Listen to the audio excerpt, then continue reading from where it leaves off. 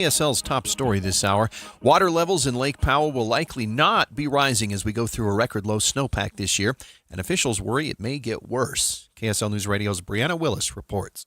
The lake is currently 30 feet below its normal fill, and current forecasts show the lake may have its third lowest season on record. The Colorado Basin River Forecast Center says if the dry season continues through July, Lake Powell will be a previously low record set in 2002. Forecaster Hayden Mayhem says much of this is due to the low snowpack year. This time of year, when precipitation is falling as rain, it's just not going to be channeled into those streams and reservoirs as efficiently. Right now, it looks like the lake will only get snowpack runoff from the mountain through May, a whole month earlier than normal. Brianna Willis, KSL News Radio. If you like bees and counting, the Mountain States Bumblebee Atlas may have a volunteer position just for you. KSL News Radio's Cameron Elliott reports. The Atlas is coming to southern Utah, and they need people to help count the region's bumblebees. According to the St. George News, volunteers are being sought across Utah, Colorado, Nevada, and Wyoming to help with the survey that will be taking place in late May.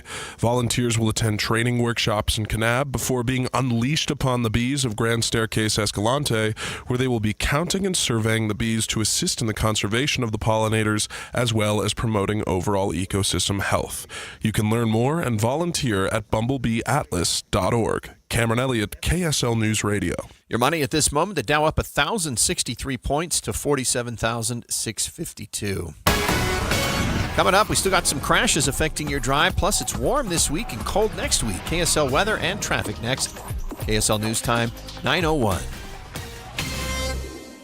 The sources where we get our news matters. When you listen to Utah's Morning News, we want you to feel the stories are important to you and trustworthy. This is Amanda Dixon. And I'm Andy Farnsworth. Join us weekday mornings on KSL News Radio. I'm Ed Evans, CEO of Consumer Cellular. You know, the big wireless companies say they have discounts for people over 55. But unless you're willing to sit on hold and ask, you're probably paying more than you should. At Consumer Cellular, there's nothing to hunt down. We're built for people 50 plus with plans starting at just $20. And our 100% US-based customer service actually answers the phone. Call 1-888-FREEDOM or visit consumercellular.com today and get your second month free for a limited time. Taxes, fees, and other third-party charges will apply. See website for additional details. This is the story of the one. As a procurement manager for a hospital system, she keeps every facility in her network stocked and ready. That's why she counts on Grainger to be her single source for thousands of products, from disinfectants to lighting, air filters, and more. And with fast, dependable delivery, Grainger helps her keep every facility stocked, safe, and running smoothly. Call 1-800-GRAINGER, click Grainger.com, or just stop by. Grainger, for the ones who get it done. It was opening night at Hale Center Theater for The Hunchback of Notre Dame, Victor Hugo's classic tale. I was with my son, Ian, and it was nothing short of spectacular. The staging, the costuming, the music, it's simply breathtaking.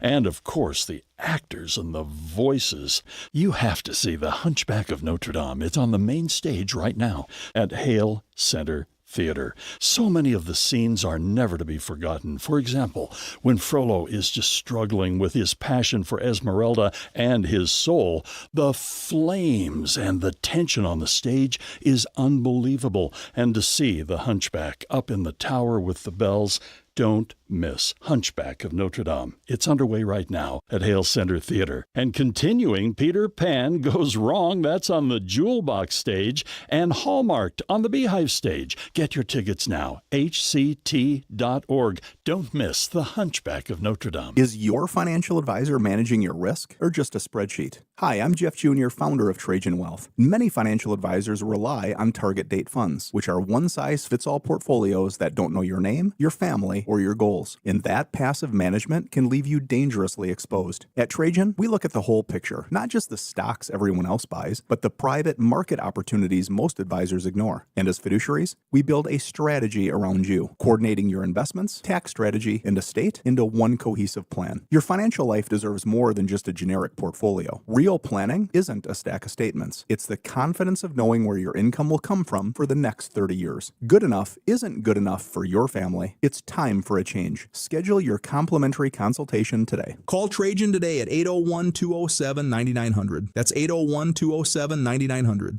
Advisory services through Trajan Wealth, LLC, an SEC registered investment advisor. Private equity investments require accreditation. Other services through Trajan Estate and Trajan Tax. Additional disclosures at TrajanWealth.com.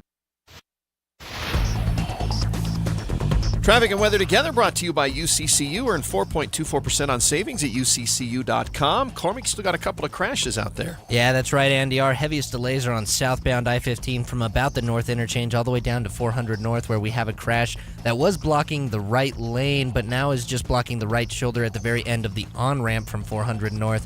But those delays are still heavy and slow from, again, the south interchange all the way down into downtown Salt Lake. Otherwise, I-15 looking really good all across the Wasatch Front.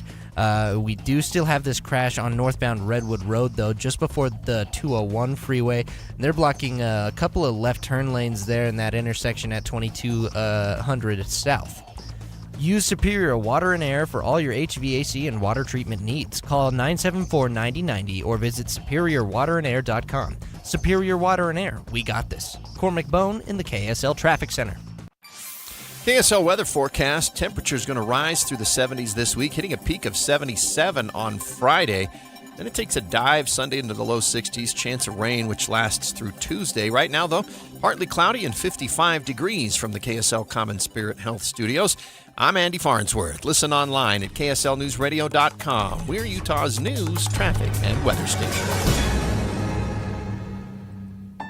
The all-new Inside Sources. Your inside access to the people and policies shaping Utah's future.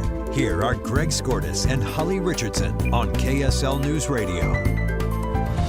War in Iran. Well, an entire civilization was not obliterated last night as we were all watching the clock yesterday as this show ended. In fact, we were just hours away from what we thought was an apocalyptic ending to a civilization that the president had announced earlier. He did announce last night a 2-week ceasefire with Iran. ABC News Chief White House correspondent Mary Bruce on ABC Smart Start here. That was made by Pakistan, which has been acting as a go-between the two sides, putting forth this idea of a 2-week ceasefire contingent on the passage of ships through the strait to allow more time to negotiate. This all came together frantically, very quickly, late yesterday afternoon as that clock was ticking down to the president's deadline. But it does offer this potential off-ramp, or at least it buys additional time to negotiate. So I don't know what this ceasefire means, but I'm looking at several television prompters, Holly, and there is bombing continuing. United Arab Emirates reports that they've been bombed by Iran.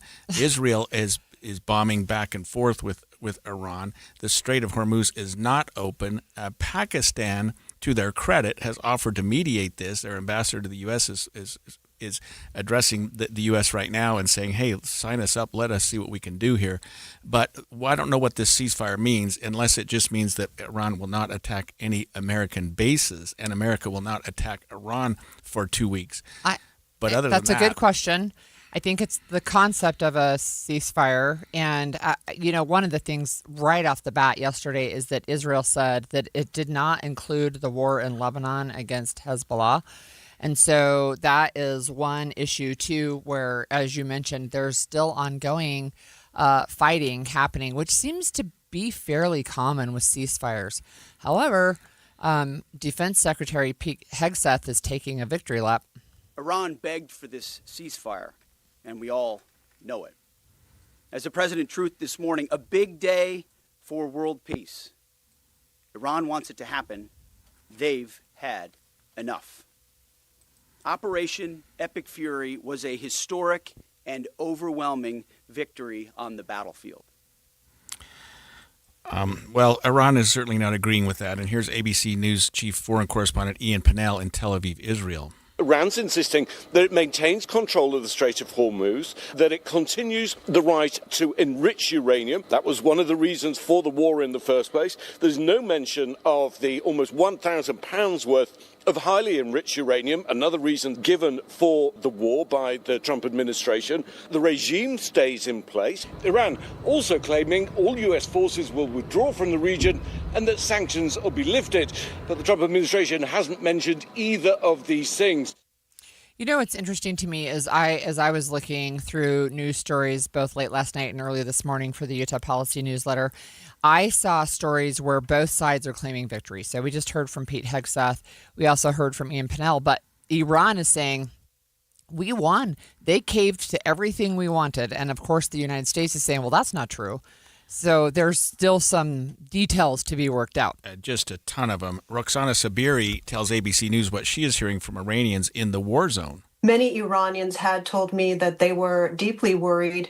Some were actually sending goodbye text messages to their friends because they were concerned they could be killed in attacks on Iran's infrastructure.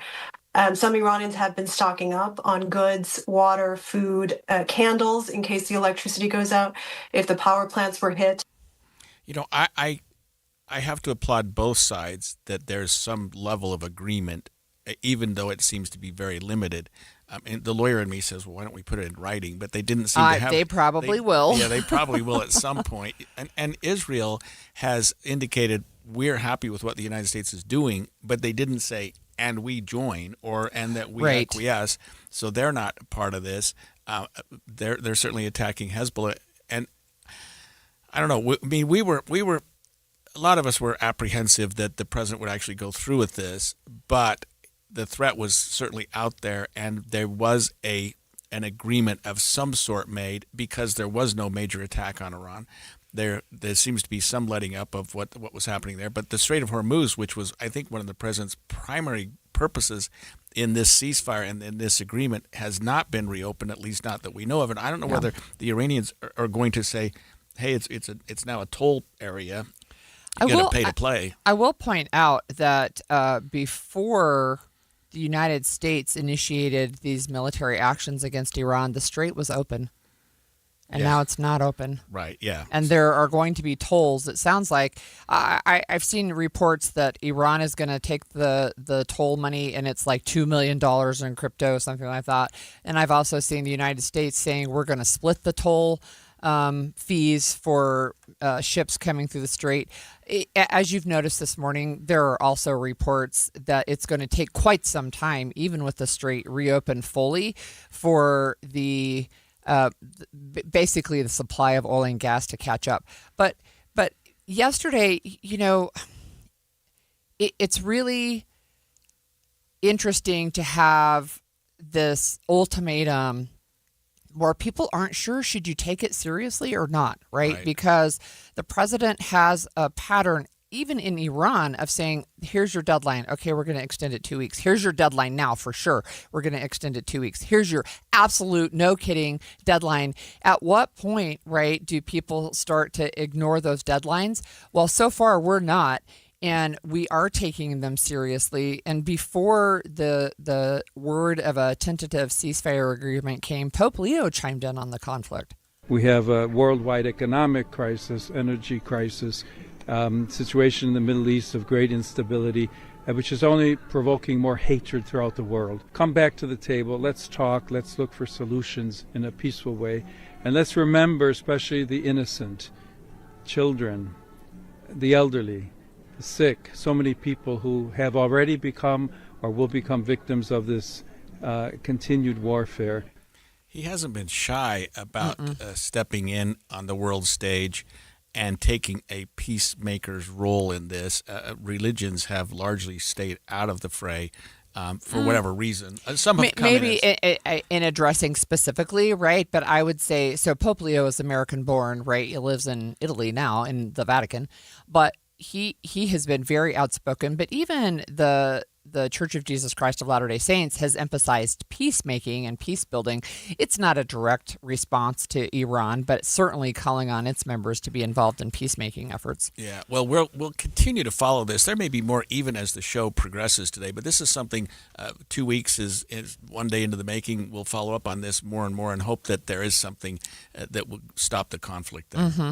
So the stock market this morning is responding well to the news of the ceasefire, but there's still a lot of uncertainty. And we've already are seeing some of the impacts of this blockade, I guess, from the strait. So airlines are raising fees because of higher gas prices, and they're not the only types of businesses that are being impacted. We're going to talk about that when we come back after this break.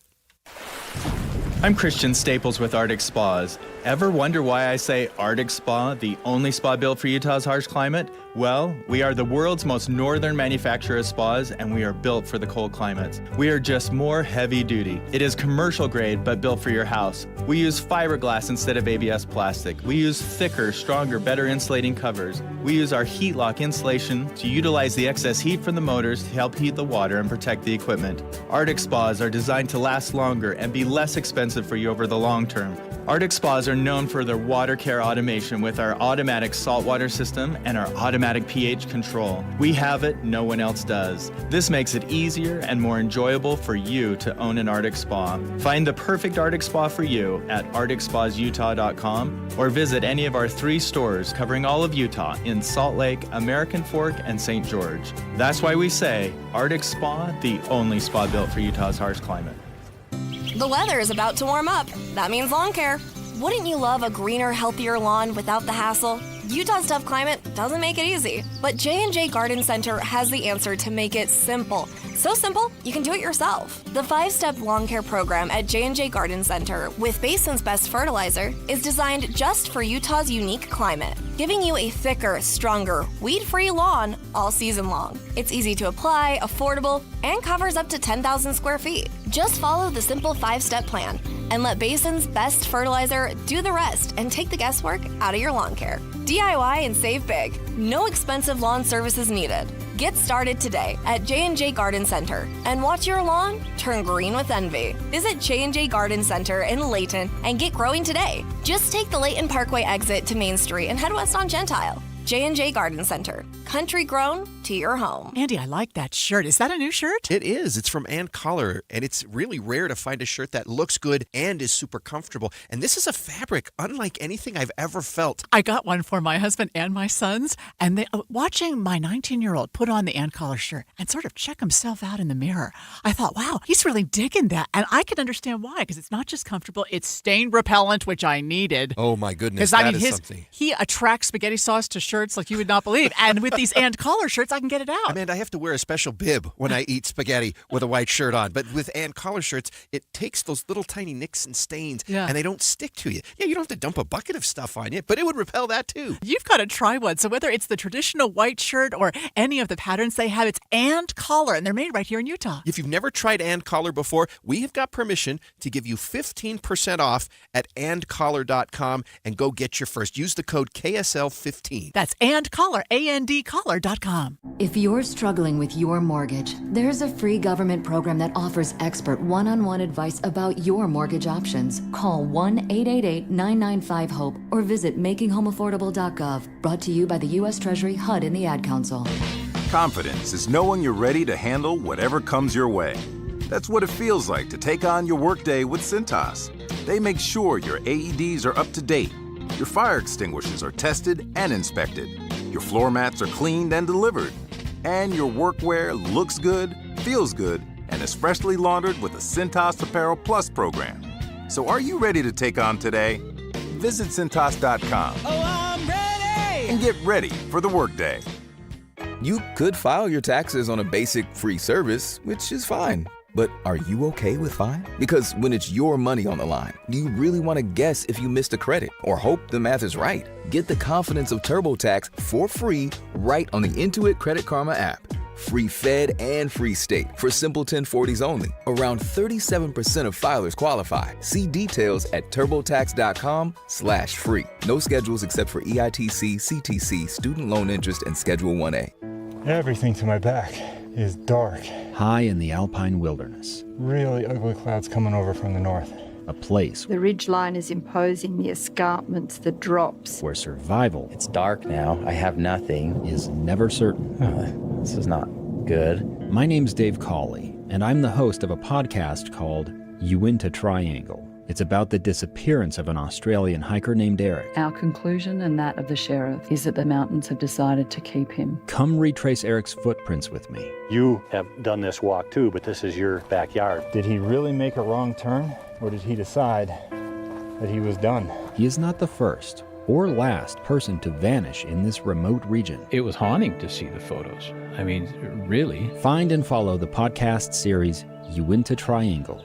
That's Uinta, spelled UINTA, Triangle, wherever you get your podcasts.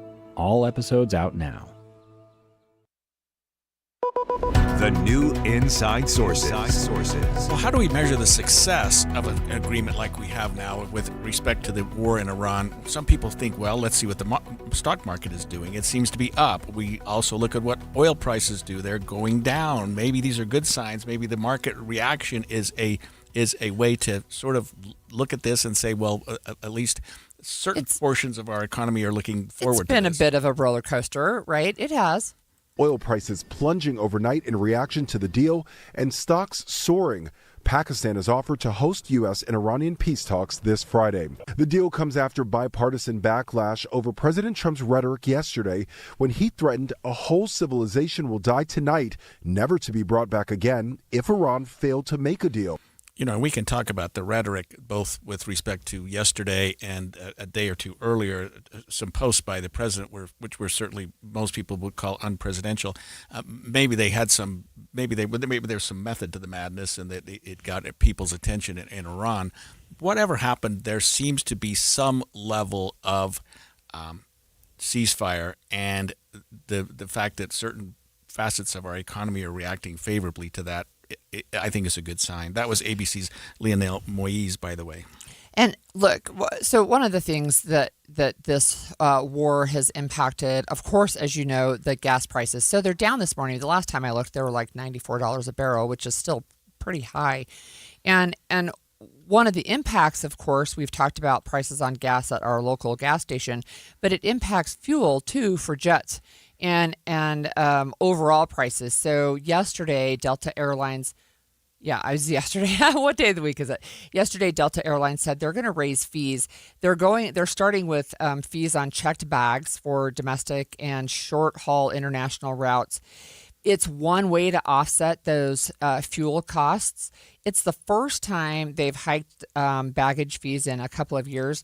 But one of the things, right, that I find annoying as a traveler is these baggage fees. In fact, it got me to get a travel credit card so I could get free bags. But one of the things that they're going to see is the first checked bag is going to go up to $45 from $35. The second one will be $55. And if you check a third bag, it'll cost you $200 just to check a bag on Delta. Yeah, I mean, it's an interesting way of offsetting the cost of fuel, other than just jacking up the prices of the flights themselves by adding these fees in, baggage fees, that type of thing. And they're not insignificant. Of course, I think they like to also discourage people from bringing a lot of baggage on the plane.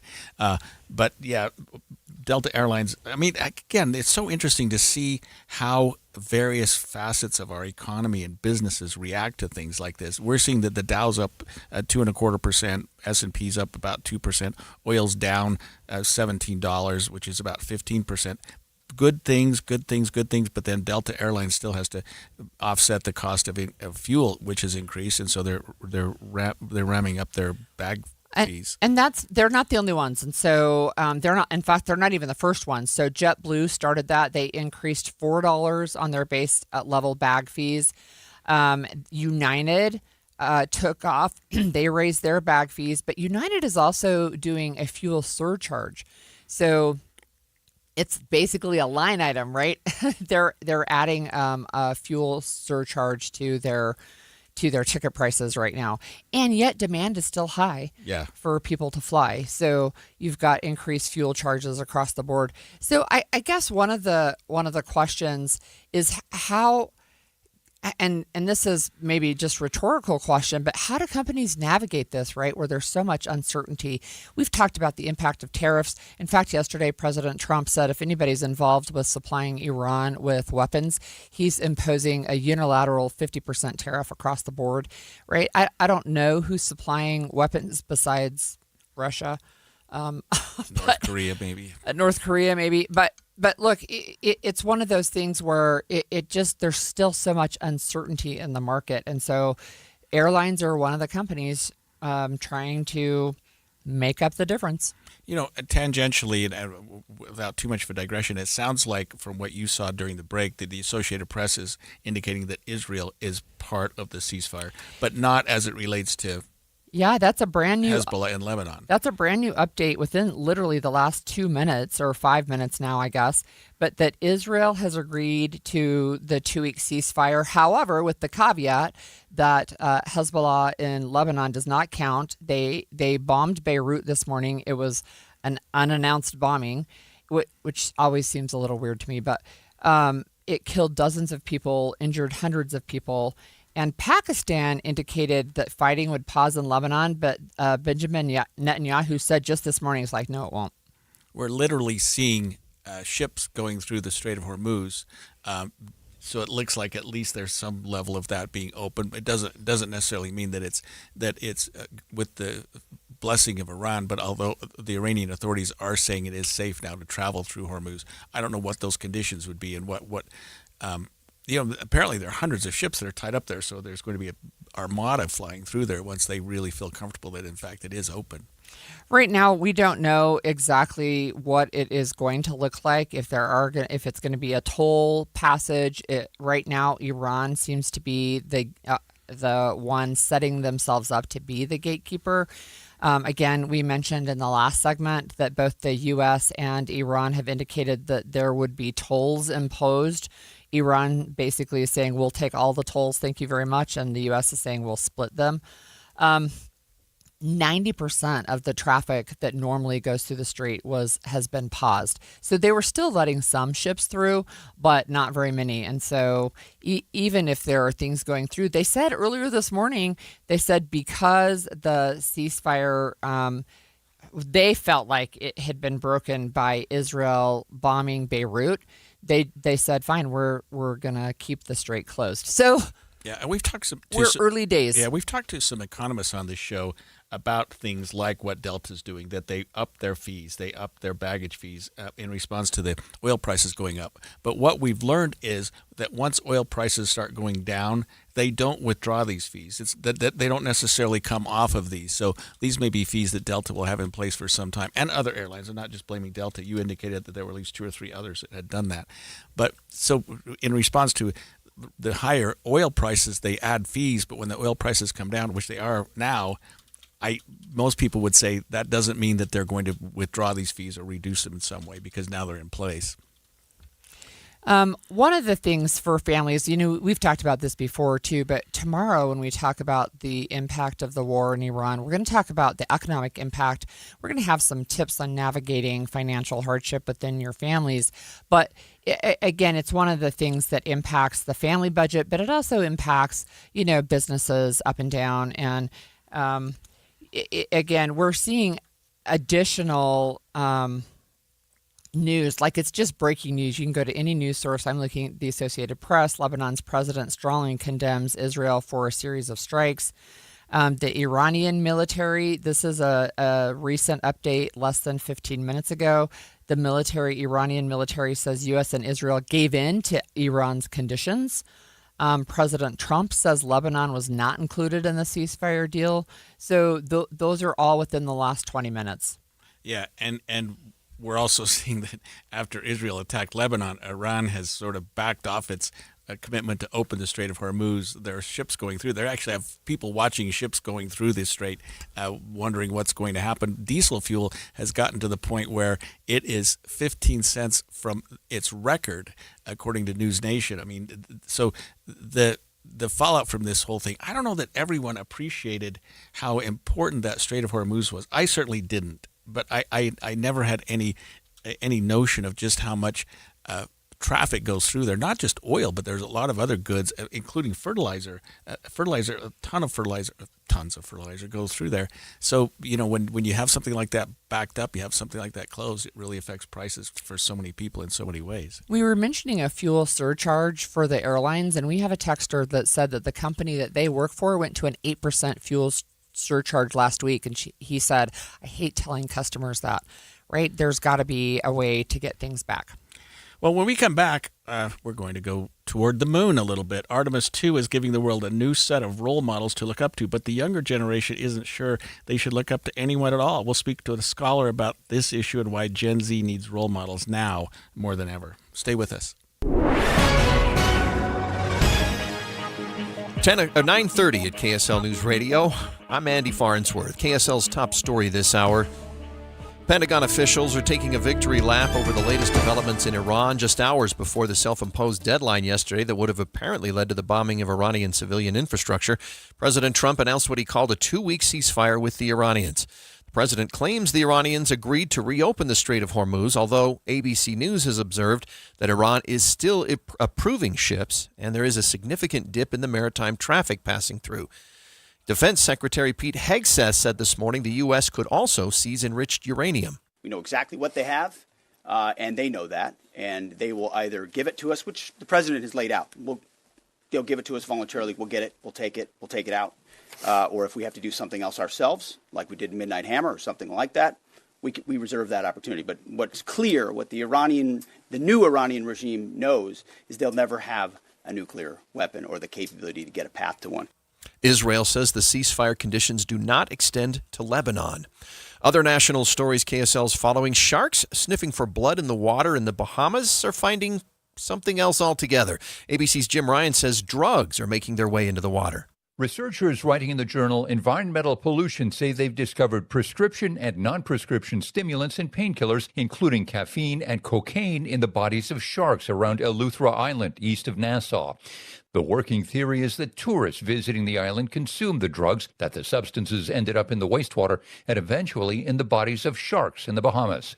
Your money at this moment: the Dow up 1,034 points to 47,619. Coming up, enjoy the warm weather this week because it's going to change over the weekend.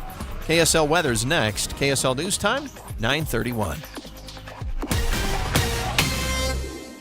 Mornings are for recharging. And they're for starting your day right. We volunteer to join you in the car. Get news and weather at 102.7 FM during the most important part of your day. Andy and Amanda, each morning between 5 and 9 on KSL News Radio. Hi, I'm Utah tax attorney Jordan Wilcox. When the IRS invades your life, it's never good news. Keep in mind, it's not just you. I owed roughly $34,000. $61,000. When the IRS first contacted me, I was horrified. When they start hounding you and harassing you and assaulting you. Don't face the IRS alone. With everything in your life at stake, don't trust just anyone. From what I got told was being done in a matter of 2 years, he had done in a matter of like 48 hours. It's a great thing to have the IRS off your back. We have reduced our tax liability by over $42,000. Once I signed on with Jordan, I never talked to the IRS again. It changed our lives. You need someone to fight for you. Visit endtaxworry.com and get relief today. Let's solve your tax problems now. Visit endtaxworry.com. That's endtaxworry.com. How was your break? It was great until I stopped for gas. Prices have gone up almost $1 with no end in sight. I might have to start watching how much I drive. That's exactly why I use Upside. I never pay full price for gas with the free Upside app. Upside? Yes, Upside. It's the free app that gives you cash back just for buying the gas you're already buying. So even with the rising gas prices, I'll never have to limit how much I drive. Does that actually add up to anything? Just last year, I made over $200 with the Upside app. Wow, that's serious extra cash. I'm downloading the free Upside app right now. Download the free Upside app to earn cash back on the gas you're already buying. Use promo code THRIVE25 for an extra 25 cents per gallon bonus on your first tank. You can cash out anytime, right to your bank account, or an e-gift card for Amazon and other brands. Just download the free Upside app and use promo code THRIVE25 for a 25 cents per gallon bonus on your first fill-up. That's THRIVE25. Offers vary by user and location. Go to upside.com for terms and conditions. Does your home have peeling paint or faded colors? Don't procrastinate. You need to protect your home with quality paint and a worry-free process. So make an appointment with CertaPro Painters. You quickly get a free estimate that's detailed, easy to understand, and then their trusted local professionals will bring fresh color to your home with quality craftsmanship at the right price. Each CertaPro Painters business is independently owned and operated, so schedule your free estimate at CertaPro.com. That's Certa with a C. CertaPro.com. Salt Lake City, this is your final boarding call, extended by popular demand. Titanic, the exhibition, is sailing away soon. Don't miss your last chance to experience the heartbreaking and heroic stories of her passengers and crew. See the incredible artifacts before the doors close forever on April 19th at the Shops at Southtown in Sandy. Get your tickets before they're gone at thetitanicexhibition.com. That's thetitanicexhibition.com. Traffic and weather together brought to you by UCCU. Build smart, save big with construction loans at UCCU. Cormac Bone, still any crashes out there? Yeah, there are a couple, Andy. We do still have this one on southbound I-15 blocking the right shoulder at the end of the on-ramp from 400 north, causing those heavier delays that start near Warm Springs Road and reach into downtown on southbound I-15. And we also do have this crash on northbound I-215's west belt, the off-ramp to 450 north. They're blocking that right shoulder. Some of the vehicles have cleared away, so hopefully we'll see that one clear off the road soon enough here. And we also do have reports of a crash on I-215 south belt just before the I-15 interchange. We don't see any delays behind them, though. Cormac Bone in the KSL Traffic Center. KSL weather forecast. We're looking at mid to high 70s this week, and then next week, temperatures will have dipped over the weekend. A little bit of rain from Sunday into Monday is what it's looking like right now. At the moment, it's 59 degrees and partly cloudy in Salt Lake City. I'm Andy Farnsworth from the KSL Common Spirit Health Studios. Listen online at kslnewsradio.com. We're Utah's news, traffic, and weather station. The all-new Inside Sources. Your inside access to the people and policies shaping Utah's future. Here are Greg Skordas and Holly Richardson on KSL News Radio. Artemis 2 has given us a lot of joy on this show, and it's also given the world a new set of role models to look up to. But we're finding that the younger generation, and I'm talking like Gen Z, so maybe 14, 15-ish, up to maybe 29 or 30, they're not sure that they should look up to anyone at all. You know, and I remember being that age, Holly, and thinking there's so much good going on in the world, and then something horrible is happening. There were racial strikes and things going on. And right now I think the young people are on this roller coaster that they're not real comfortable with. Yeah, we're going to the moon. We're doing some interesting things. And we're hours away from bombing a civilization out of existence. Like, where do we go? What's going to happen tomorrow? What's so interesting is there was an article in the Deseret News that really caught my eye. It was written by Sam Abrams. He's a professor of politics at Sarah Lawrence College and a scholar with the Sutherland Institute and a senior fellow at the American Enterprise Institute. Long line of credentials here, Sam. But I was really struck by his experience talking to his students in class. Thanks for joining us this morning, Sam. Oh, thank you for having me. It's a real honor to be back on KSL. I love Inside Sources, so thank you. I'm smiling here. Great, from New York. Thank you. Look, I wonder if you could just tell our listeners what your experience was as a professor when you talked to your class about Artemis 2. Sure. So I'm not old enough to remember the Apollo missions, but when I was growing up, they certainly were things we knew about. We had just seen Apollo 13, the movie. HBO had the wonderful series From the Earth to the Moon. So I was deeply aware of it and actually fell in love with it. So those characters, those various figures from Gene Cernan to Buzz Aldrin, they were very, very important to me. And, we just launched this amazing mission back into space, back into the moon, remarkable crew, remarkable technology, and no one's talking about it. And I spoke with my students last week and said, are any of you paying any attention to it? Do you know about it? Do you care about it? And the room fell silent. You could see the awkward glances. Students looked down at their laps. It was one of those scenes from a movie where you would hear crickets. Nothing was going on. And it made me really sad. And then I thought to myself, all right, do you have role models? The folks from the Apollo missions, from the folks in Mission Control, the scientists and engineers who figured out how to design the lunar excursion module out here in New York, to the astronauts down in Texas. These were important people. They were hugely important to me. And I just had a thought and said, do these students have anyone like that in their lives? So I asked them, and the answer was no. Not heroes, but just role models. And to realize how socially impoverished and how isolated these students must feel, it broke my heart, and I needed to write about it because it really explains so much about our youth today, why they feel lost, why they feel disconnected. And they don't have stories. They don't have institutions. They don't have people to look up to or relate to. And that's why I really wrote the piece. Professor Abrams, do you think that also includes our sort of entertainment figures? It seems like the young people today would find role models in that, and I don't need to mention names or anything, but some of our more popular entertainers or actors or comedians and things like that. Are there other outlets besides our politicians and our political leaders where maybe young people can find role models? You know, we talked about that, actually, and I brought up a few. There are always a handful of these folks who are known for doing charitable work, who are known for really trying to be something beyond just pure entertainers, and they didn't resonate well with my students. Now, of course, this wasn't a national sample, but I do trust them well enough to get a little bit of a sense of what's going on, and they didn't really care. The people they follow and find are folks on social media, people who are performative. And they enjoy them. It's a form of entertainment. But I asked them about this, and they said they didn't feel any deep or real connection with them. They knew all about them. They knew the intricacies of their lives. They knew what they ate. They knew what they dressed, how they dressed, what they wore, where they would go. But as people, they didn't feel any intimacy or real connection. And more importantly, they didn't have a narrative about their lives. They were performers. They weren't fully fleshed out 3D or fleshed out 3D people with hopes and dreams and ups and downs. So when I pushed the students, it was a remarkably thin connection to them.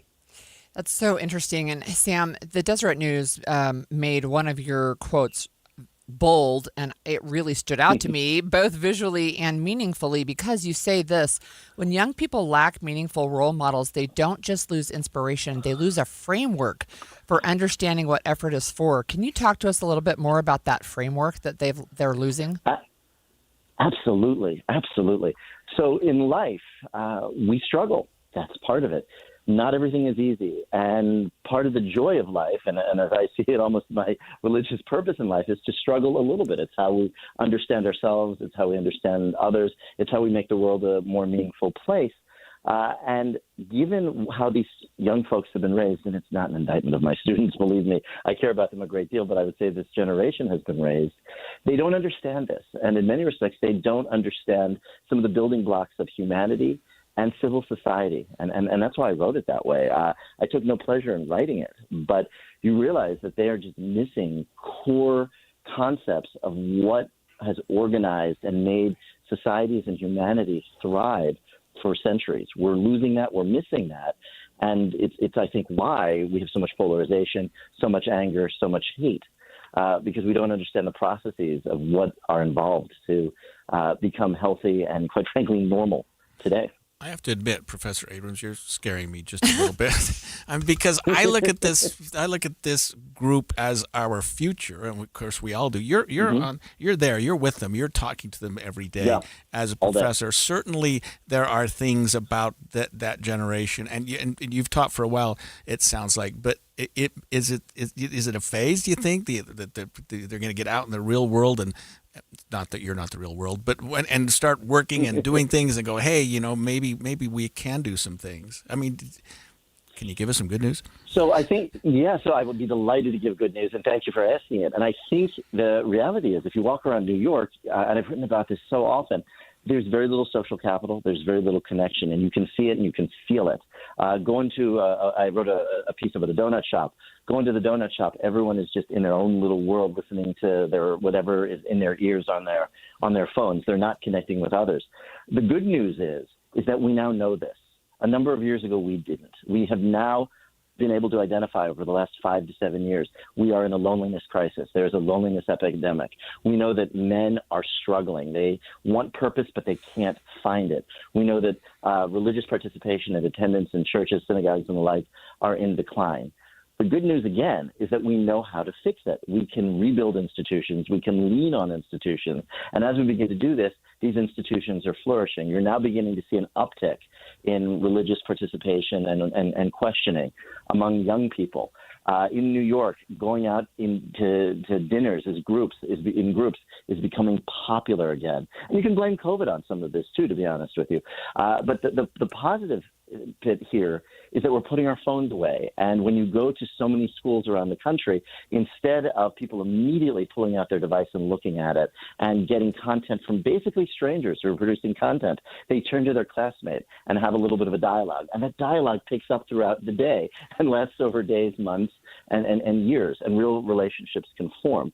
So, yes, I think we need to be scared, and not because I want to be negative or pessimistic, but it is that bad. And the social, capacity of so many of our young folks has been severely diminished. But the good news is we know about it, and we are taking steps to fix it.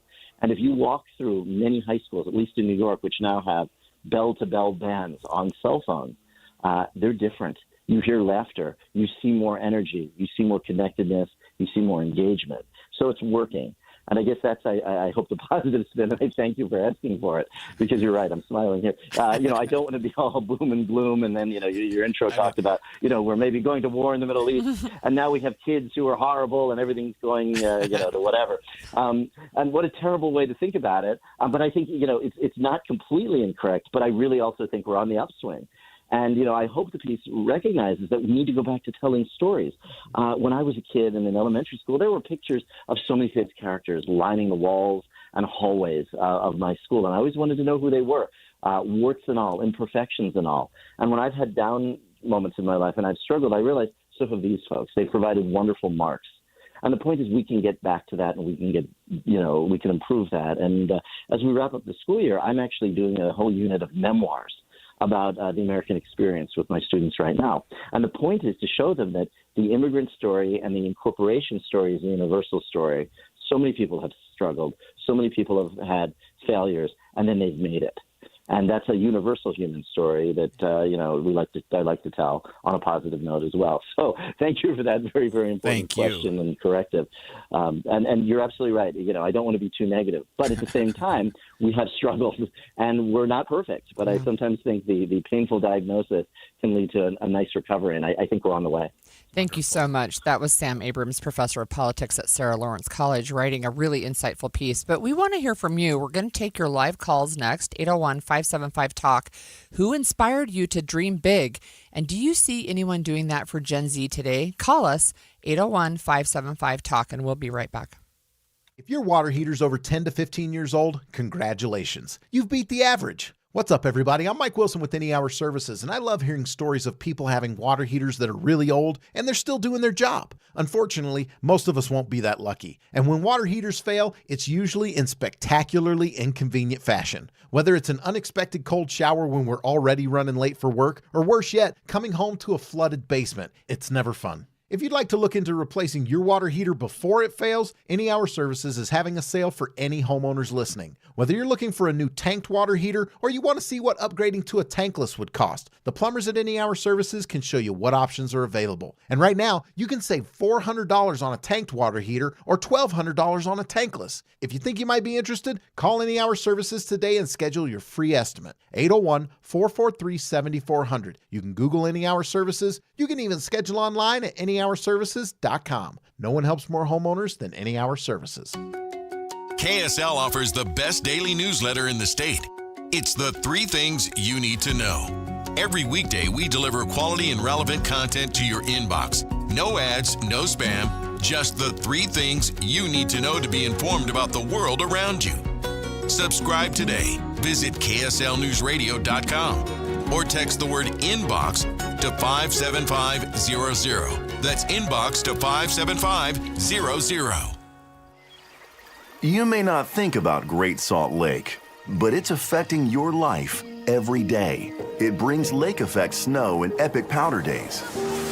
It supports thousands of jobs that keep Utah thriving. It provides a haven for millions of birds. And it keeps our air cleaner and our summers cooler. It also could affect your home's value, your kids' asthma, your morning run, your powder days, your future. Without a healthy lake, we face toxic dust storms full of mercury and arsenic, along with higher health costs, fewer jobs, and lower home values. This isn't just an environmental issue, it's personal. The lake affects you. Now, it's your turn to affect the lake, because our lives depend on our lake. Act now at growgsl.org. Check engine or ABS light on? Take the guesswork out of your warning lights with O'Reilly Veriscan. It's free. Ask for O'Reilly Veriscan. O'Reilly Auto Parts. Veterans and active duty service members, when your call to service ends, your mission doesn't have to. Go from GI to IT in just a few months at My Computer Career. Prepare for a high-demand career in cybersecurity, protecting people, systems, and institutions from real cyber threats. Cyber warriors are needed now. Will you answer the call? Go to mycomputercareer.edu/CWP to learn more. That's mycomputercareer.edu/CWP, an elite CompTIA certification partner. VA education benefits are available to those who qualify. For the ones who get it done, Grainger offers the professional-grade products you need to get the job done. With fast delivery you can depend on and access to technical product experts ready to help you meet any challenge. Call, click Grainger.com, or just stop by. This is Nate Orchard from Advanced Window Products. When you live in Utah, your windows do a lot more than let the light in. They protect your home from freezing winters, blazing summers, and everything in between. That's why Advanced Window Products builds every window for your local climate. No middleman, no out-of-state delays, just factory direct quality, custom made for your home. Imagine a quieter home, a warmer home, a cooler home. Our high-efficiency vinyl windows are engineered to lower your energy bills and boost your comfort all year round. And installation is done by our own certified in-house crews, never subcontractors. That's why Utah homeowners give us 5-star reviews. Right now, take advantage of our anniversary sale. For a limited time, get $2,500 off when you buy 10 or more windows. Call 801-850-9100. That's 801-850-9100. For 40 years, Advanced Window Products has been the name Utah trusts for custom replacement windows and sliding glass doors. Advanced Window Products, built here, installed here, trusted here. Call 801-850-9100 for that $2,500 off, or visit us at advancedwindows.com to schedule your free in-home estimate. Join Mike Stevens of Capital Wealth Advisors for Retire Right Radio, Saturdays at 5 a.m. and 9 p.m. That's Retire Right Radio with Mike Stevens, Saturdays at 5 a.m. and 9 p.m. Inside Sources. Well, Artemis 2 is giving the world a new set of role models to look up to, but the younger generation isn't sure if they should look up to anyone at all. And I think that starts at the top, Holly. We talk about our leaders in politics, our world leaders, and wonder, boy, and I'm not picking on Republicans or Democrats in particular because there are problems with everyone, but I think our young people today are going, those are the people that are setting the policy. Those are the people that are doing things to try to make our world better. And are they really, or are they not? And it's not just political, right? So we just spoke with Sam Abrams. He's a professor of politics at St. Lawrence College, and one of the things that he mentioned, we'll listen in just a second, but one of the things he mentioned is kids do look to influencers, but they don't consider them role models as much as entertainment. Yeah, and he talked about why Gen Z really needs role models now more than ever. I'm not old enough to remember the Apollo missions, but when I was growing up, they certainly were things we knew about. We had just seen Apollo 13, the movie. HBO had the wonderful series From the Earth to the Moon. So I was deeply aware of it and actually fell in love with it. So those characters, those various figures from Gene Cernan to Buzz Aldrin, they were very, very important to me. And, we just launched this amazing mission back into space, back into the moon, remarkable crew, remarkable technology, and no one's talking about it. And I spoke with my students last week and said, are any of you paying any attention to it? Do you know about it? Do you care about it? And the room fell silent. You could see the awkward glances. Students looked down at their laps. It was one of those scenes from a movie where you would hear crickets. Nothing was going on.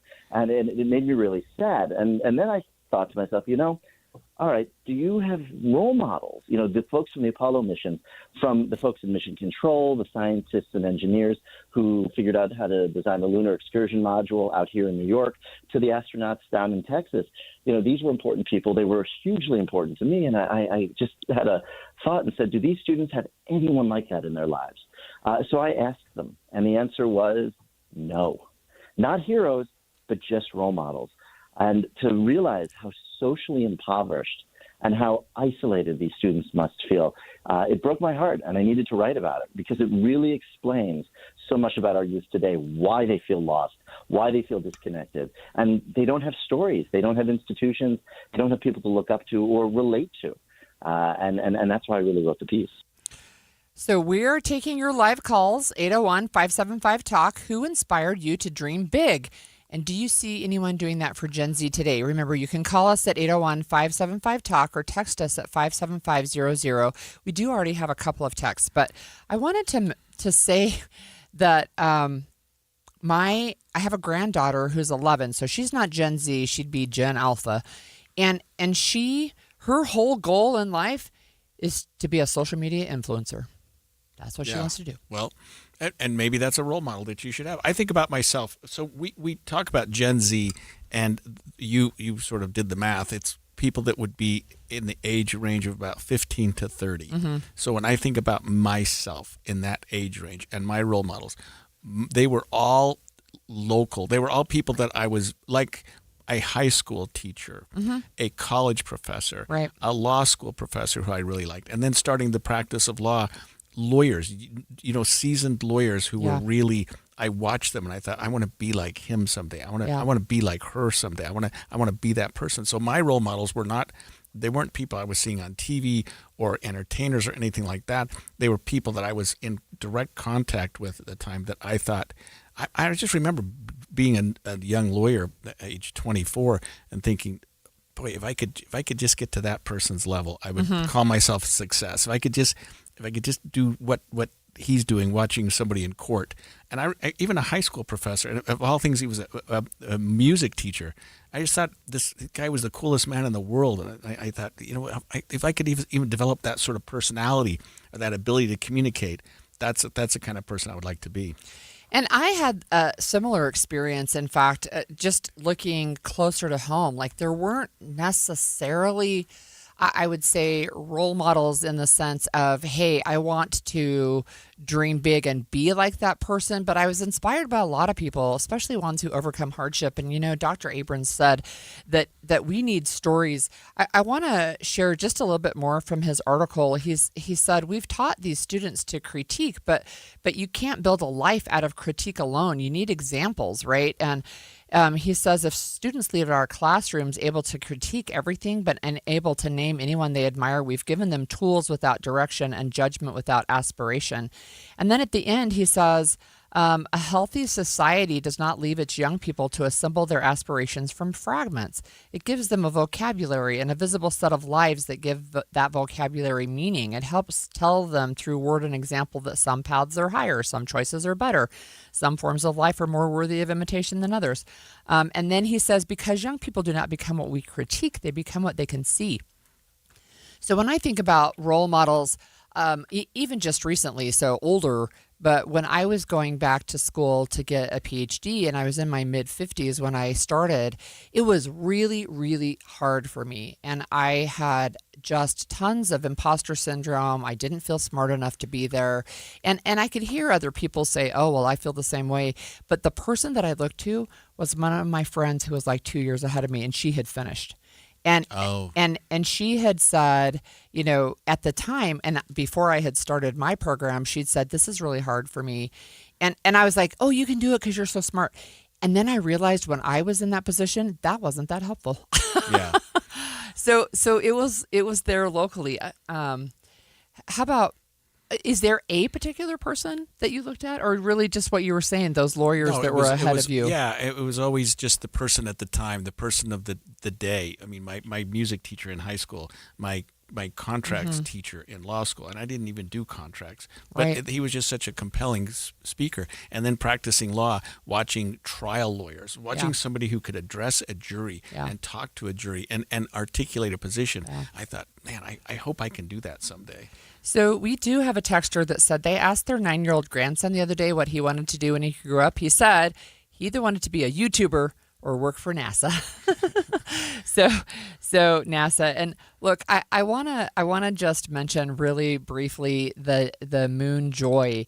So our Artemis 2 really has brought us joy, but they have called it moon joy, and they said they have just shown such exuberance and joy, right? And one of the things they said to Houston, we have no problem, but we do have a lot of moon joy. I would have thought this moon mission, because it was getting so much attention and so much media, and what was it, yesterday or the day before, that these astronauts approached an area that they were further from the Earth than any human has ever been, and they went on the backside of the moon where people hadn't seen it and had taken pictures, that it would get a lot more love. And it has been in the media, but maybe not with this Gen Z. Yeah, they were kind of meh. Well, we're closing in on 6 weeks of the war in Iran, and there has been some talk of ceasefire, but there's still things going on. We're going to have a special hour on the impacts of war on military families in Utah and the uncertainty many are feeling today. It's really nerve-wracking, and I think I choose to almost kind of like look the other way because I don't want to have David disappear again. Join us after the break. From the KSL Common Spirit Health Studios, this is KSL News Radio, Utah's news, traffic, and weather station. 10 o'clock at KSL News Radio. I'm Andy Farnsworth. KSL's top story this hour. There will be no 7-story hotel near Sugar House Park in Salt Lake City after the city council unanimously voted against rezoning a plot of land across from the park to allow the construction to take place. Magnus Hotel Management CEO John Potter expressed his disappointment to KSL. I think our project would add great jobs, great economic benefit, great community amenities, great community benefits to the entire Sugar House neighborhood and the city in particular. And I think it's an unfortunate development. One council member cited concerns from residents about the sheer scale of the project and its proximity to the park, and the desire to see current businesses develop more before approving a change this big. A tree removal planned for Main Street in Ephraim has been put on pause for now. KSL News Radio's Tammy Kikuchi explains. UDOT has halted plans to remove about 60 trees along Main Street in Ephraim. The community raised concerns about the historic value of the 100-year-old trees. Several of the trees are dying and pose a potential safety threat, and large branches fall from the trees. Migratory birds also pose a concern. A UDOT spokesperson did not say how long the review will take. Our top national story this hour from ABC News. Secretary of War Pete Hegseth says Operation Epic Fury was a major success and the military completed their goal, taking out Iranian soldiers in the armed forces. President Trump also called it a win since the ceasefire deal, extending it 2 more weeks, is now in place. Your money at this moment, the Dow is up 1,034 points to 47,619. Coming up, we've got warm weather for the next few days, but by early next week, it'll have cooled off. KSL Weather's next. KSL News Time, 10:01.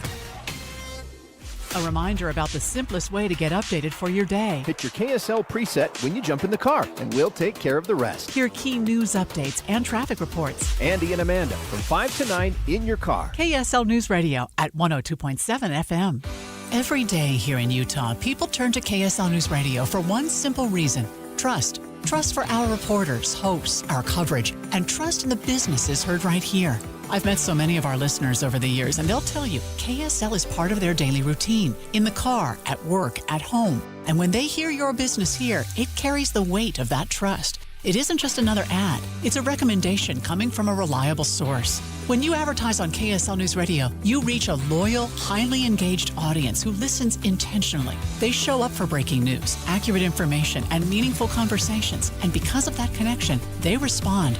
And when you pair our on-air credibility with digital tools like display advertising, social media, streaming audio, search, geo-targeting, and retargeting, you get a full funnel strategy that works and reaches the right people at the right time. Get marketing that truly moves the needle. Partner with the voice Utah trusts. KSL. Learn more at kslnewsradio.com/advertise. Hey, have you seen the Johnson's house lately? Yeah, new siding, new windows, even the gutters look amazing. Right? I walked past 3 times yesterday. You don't even live on this street. I know, but their house looks that good. When your siding, windows, gutters, and decking look great, people notice. That's what RGS Exteriors does. Hi, Tim Brown here, RGS Exteriors. My family has been building and improving homes in Utah for 5 generations, and taking care of homeowners is something we take very serious. With over 1,300 5-star Google reviews, 21 Best of State awards, and our 10-year workmanship warranty, homeowners know they can trust RGS. Over 200,000 families across Utah have trusted RGS Exteriors with their home, and so can you. Schedule your free estimate today at 801-280-3110, 801-280-3110, 801-280-3110.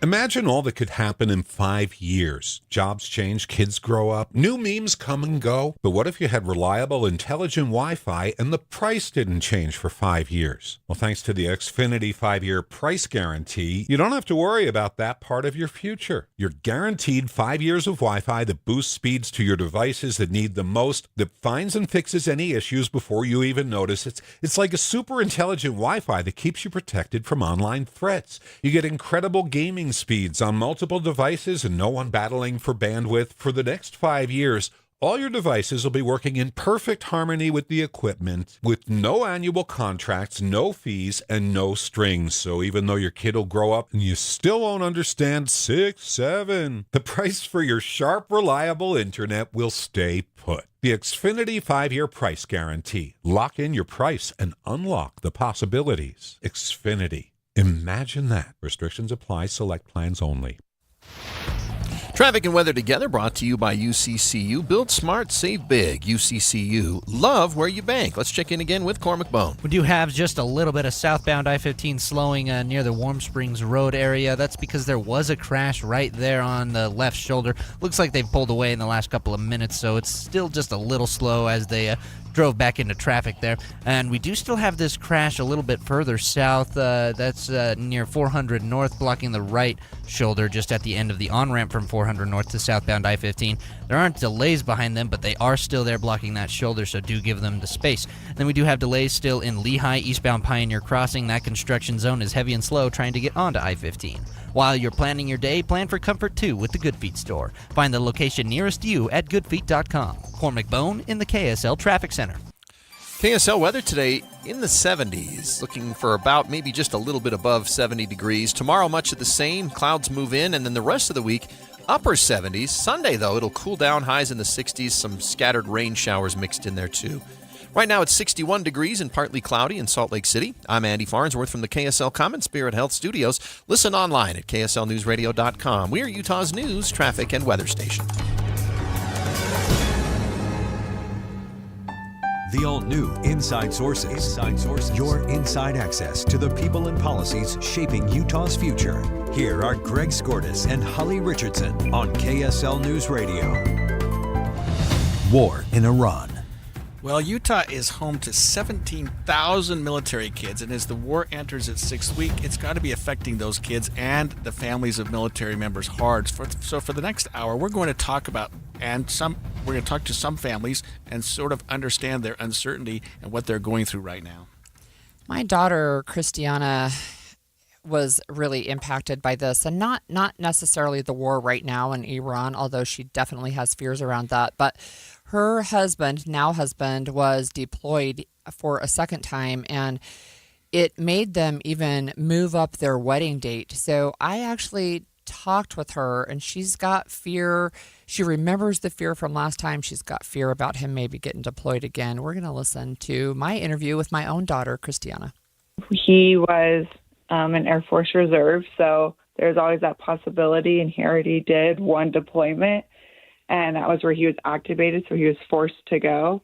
And then when things started taking off again, we knew we wanted to get married. We were, kind of having our own timeline. And then when his person up at base, approached him and, stuff's getting serious when, they have one-on-one conversations, and he, asked him to go, and it was a strong ask. You don't really turn that down. And David, being the person he is, he knew that, he had a more important place to be, and that I would be home, and I'll just wait for him. Oh, I don't know, I'm going to cry. I was like, he's fine. He was safe the whole time. But It was really just eye-opening just because, that rushes our timeline of like, oh, wait, we were going to have a June wedding. We were going to have a cute date of, 6/16 or 7/17. And it actually just, you rush that. He proposed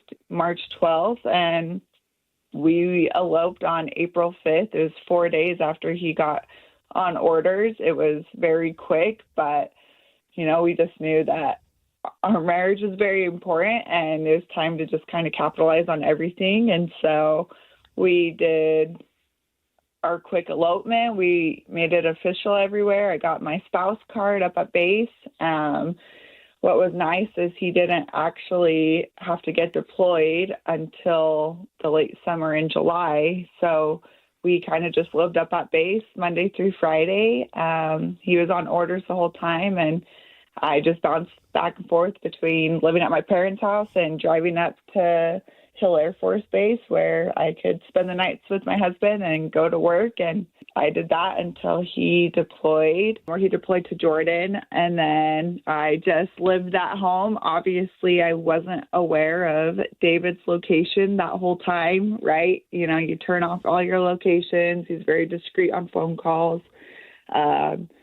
Text messages are just, hey, I arrived.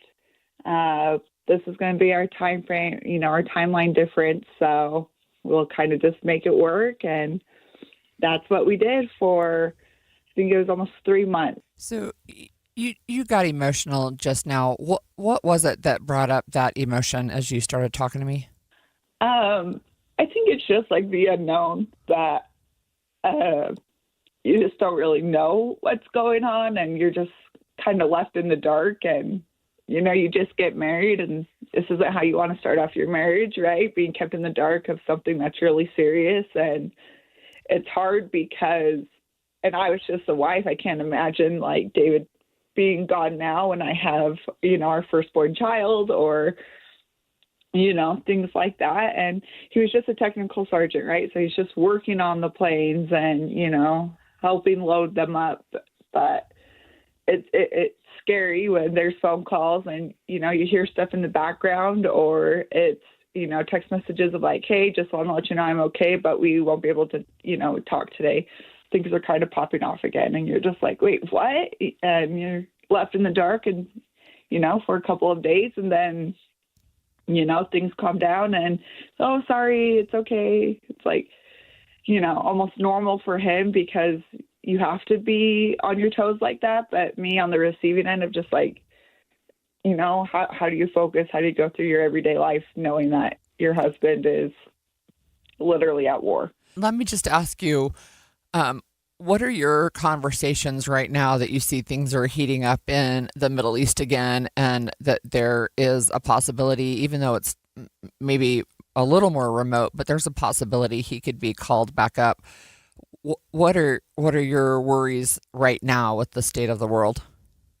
It's really nerve-wracking, and I think I choose to almost kind of like look the other way because I don't want to have David disappear again. And like I said, now that we have, a family here, it's like, well, wait, like he already got forced to go twice. Like, let's go, Again, I know David would have to go, and I think that's what's scary is because I feel like this is way more intense. I felt like the first two deployments and what was going on with the world, like, something's going on, but you're not really aware. And this one's kind of just like, feels like just like front headlines everywhere. And I think that's a lot to kind of prepare for. And I see David tracking stuff all day, every day. And I know that it's just one phone call away and our life will flip to a full 180. So it's kind of like being as present as we can be right now, right? We just celebrated our 3-year anniversary on Sunday and my kid's birthday yesterday. So, it's a lot to try and be present for that while tracking what's going on and trying to not have that consume all of your conversations and your just day-to-day life of, it really is one phone call. And he, had his phone calls with his friends and, they're letting him know like, hey, it's bad, it's serious. All of our squadrons are gone. And, David's not the first in line, but it feels like right now he's moving pretty close to the list. And I think that's really scary as, like I said, the mom and the spouse of just, all it is one phone call. And this one seems pretty intense. So beyond the stuff that people see in the headlines, what would you like people to know about how this impacts families? It's just really hard. And, they're doing what they signed up for, and just to be as supportive as you can. So if that's, staying up till 3 a.m. to exchange a few texts, and you're going to do that because you need that on your end to still show up for yourself and for your family. And they also need it as well, right? Like, it's just scary for them to be seeing everything and us like on the receiving end, just to be in the dark. But it is something that we all know is needed, and it's important, and to keep that mindset up. But I just kept telling myself, David's coming home, David's safe, he's okay. And right, you don't take the small interactions for granted because you don't know when that next phone call is coming, but you at least have this one. So tell me how you are. What do you need? Tell me not to worry, even though that's all I'm going to do. But yeah, I think just keeping the right mindset and just having that be your first priority as much as you can with the time difference and with everything going on, and just telling yourself that they're okay and going from there. When military families move, which is often, it can be a burden to get a professional license in a new state. And when we come back, we're going to talk with Utah Senator Heidi Baldery, who wanted to make it easier on these military families, and talk about those changes while I compose myself. So stay with us. The International Brotherhood of Electrical Workers, Local 354, is looking for telecommunication technicians and fiber splicers to fill immediate job openings. Technicians work with network cabling and fiber optics to build communication networks and infrastructure. Come to our job fair on Thursday, April 9th and 23rd from 4 to 7 p.m. at the Utah Electrical Training Alliance in West Jordan, 7466 South Redwood Road. The IBEW is offering an amazing job opportunity. Enjoy a competitive wage, paid holidays, and employer-paid health care and retirements. Learn more at our job fair on Thursday, April 9th and 23rd from 4 to 7 p.m. at the Utah Electrical Training Alliance in West Jordan, 7466 South Redwood Road. Meet the contractors and tour the training center. Do you want to become a telecom technician? Apply for the 3-year telecom apprenticeship. Get paid while you learn. Invest in yourself. Join the IBEW. Learn more at IBEW354.org. Running a small business means juggling a lot. Your network has to handle it all. That's where a fiber-only provider falls short. You need a partner who gives you a greater advantage. Introducing the Total Solutions Advantage only from Comcast Business. A first-ever combination of the largest, fastest fiber-powered network, the most reliable Wi-Fi, gig speeds with equipment and security included, and a 5-year price lock. Plus, it's all backed by a 30-day money-back guarantee. The Total Solutions Advantage only from Comcast Business. A new standard for small business with reliability, security, and savings in one. Switch today. Get started with a great offer as low as $60 a month. When you add it all up, no one does business like Comcast Business. Offer ends 6/1/26. New customers only. Requires 300 megabits per second internet and security edge. 1-year agreement, eco-bill, and autopay required. Equipment, taxes, and fees extra.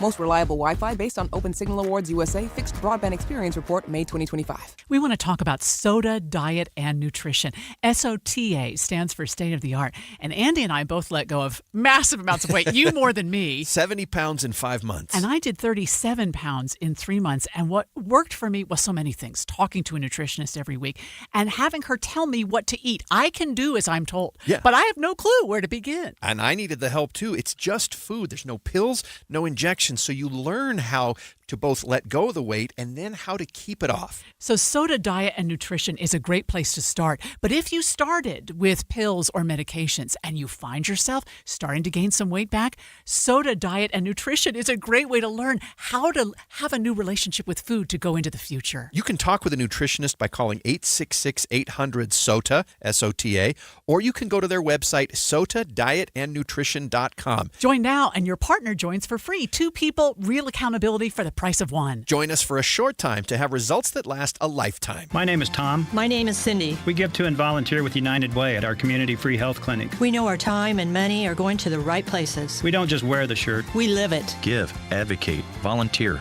Live United. Go to liveunited.org. Brought to you by United Way and the Ad Council. Meet Morgan Jones.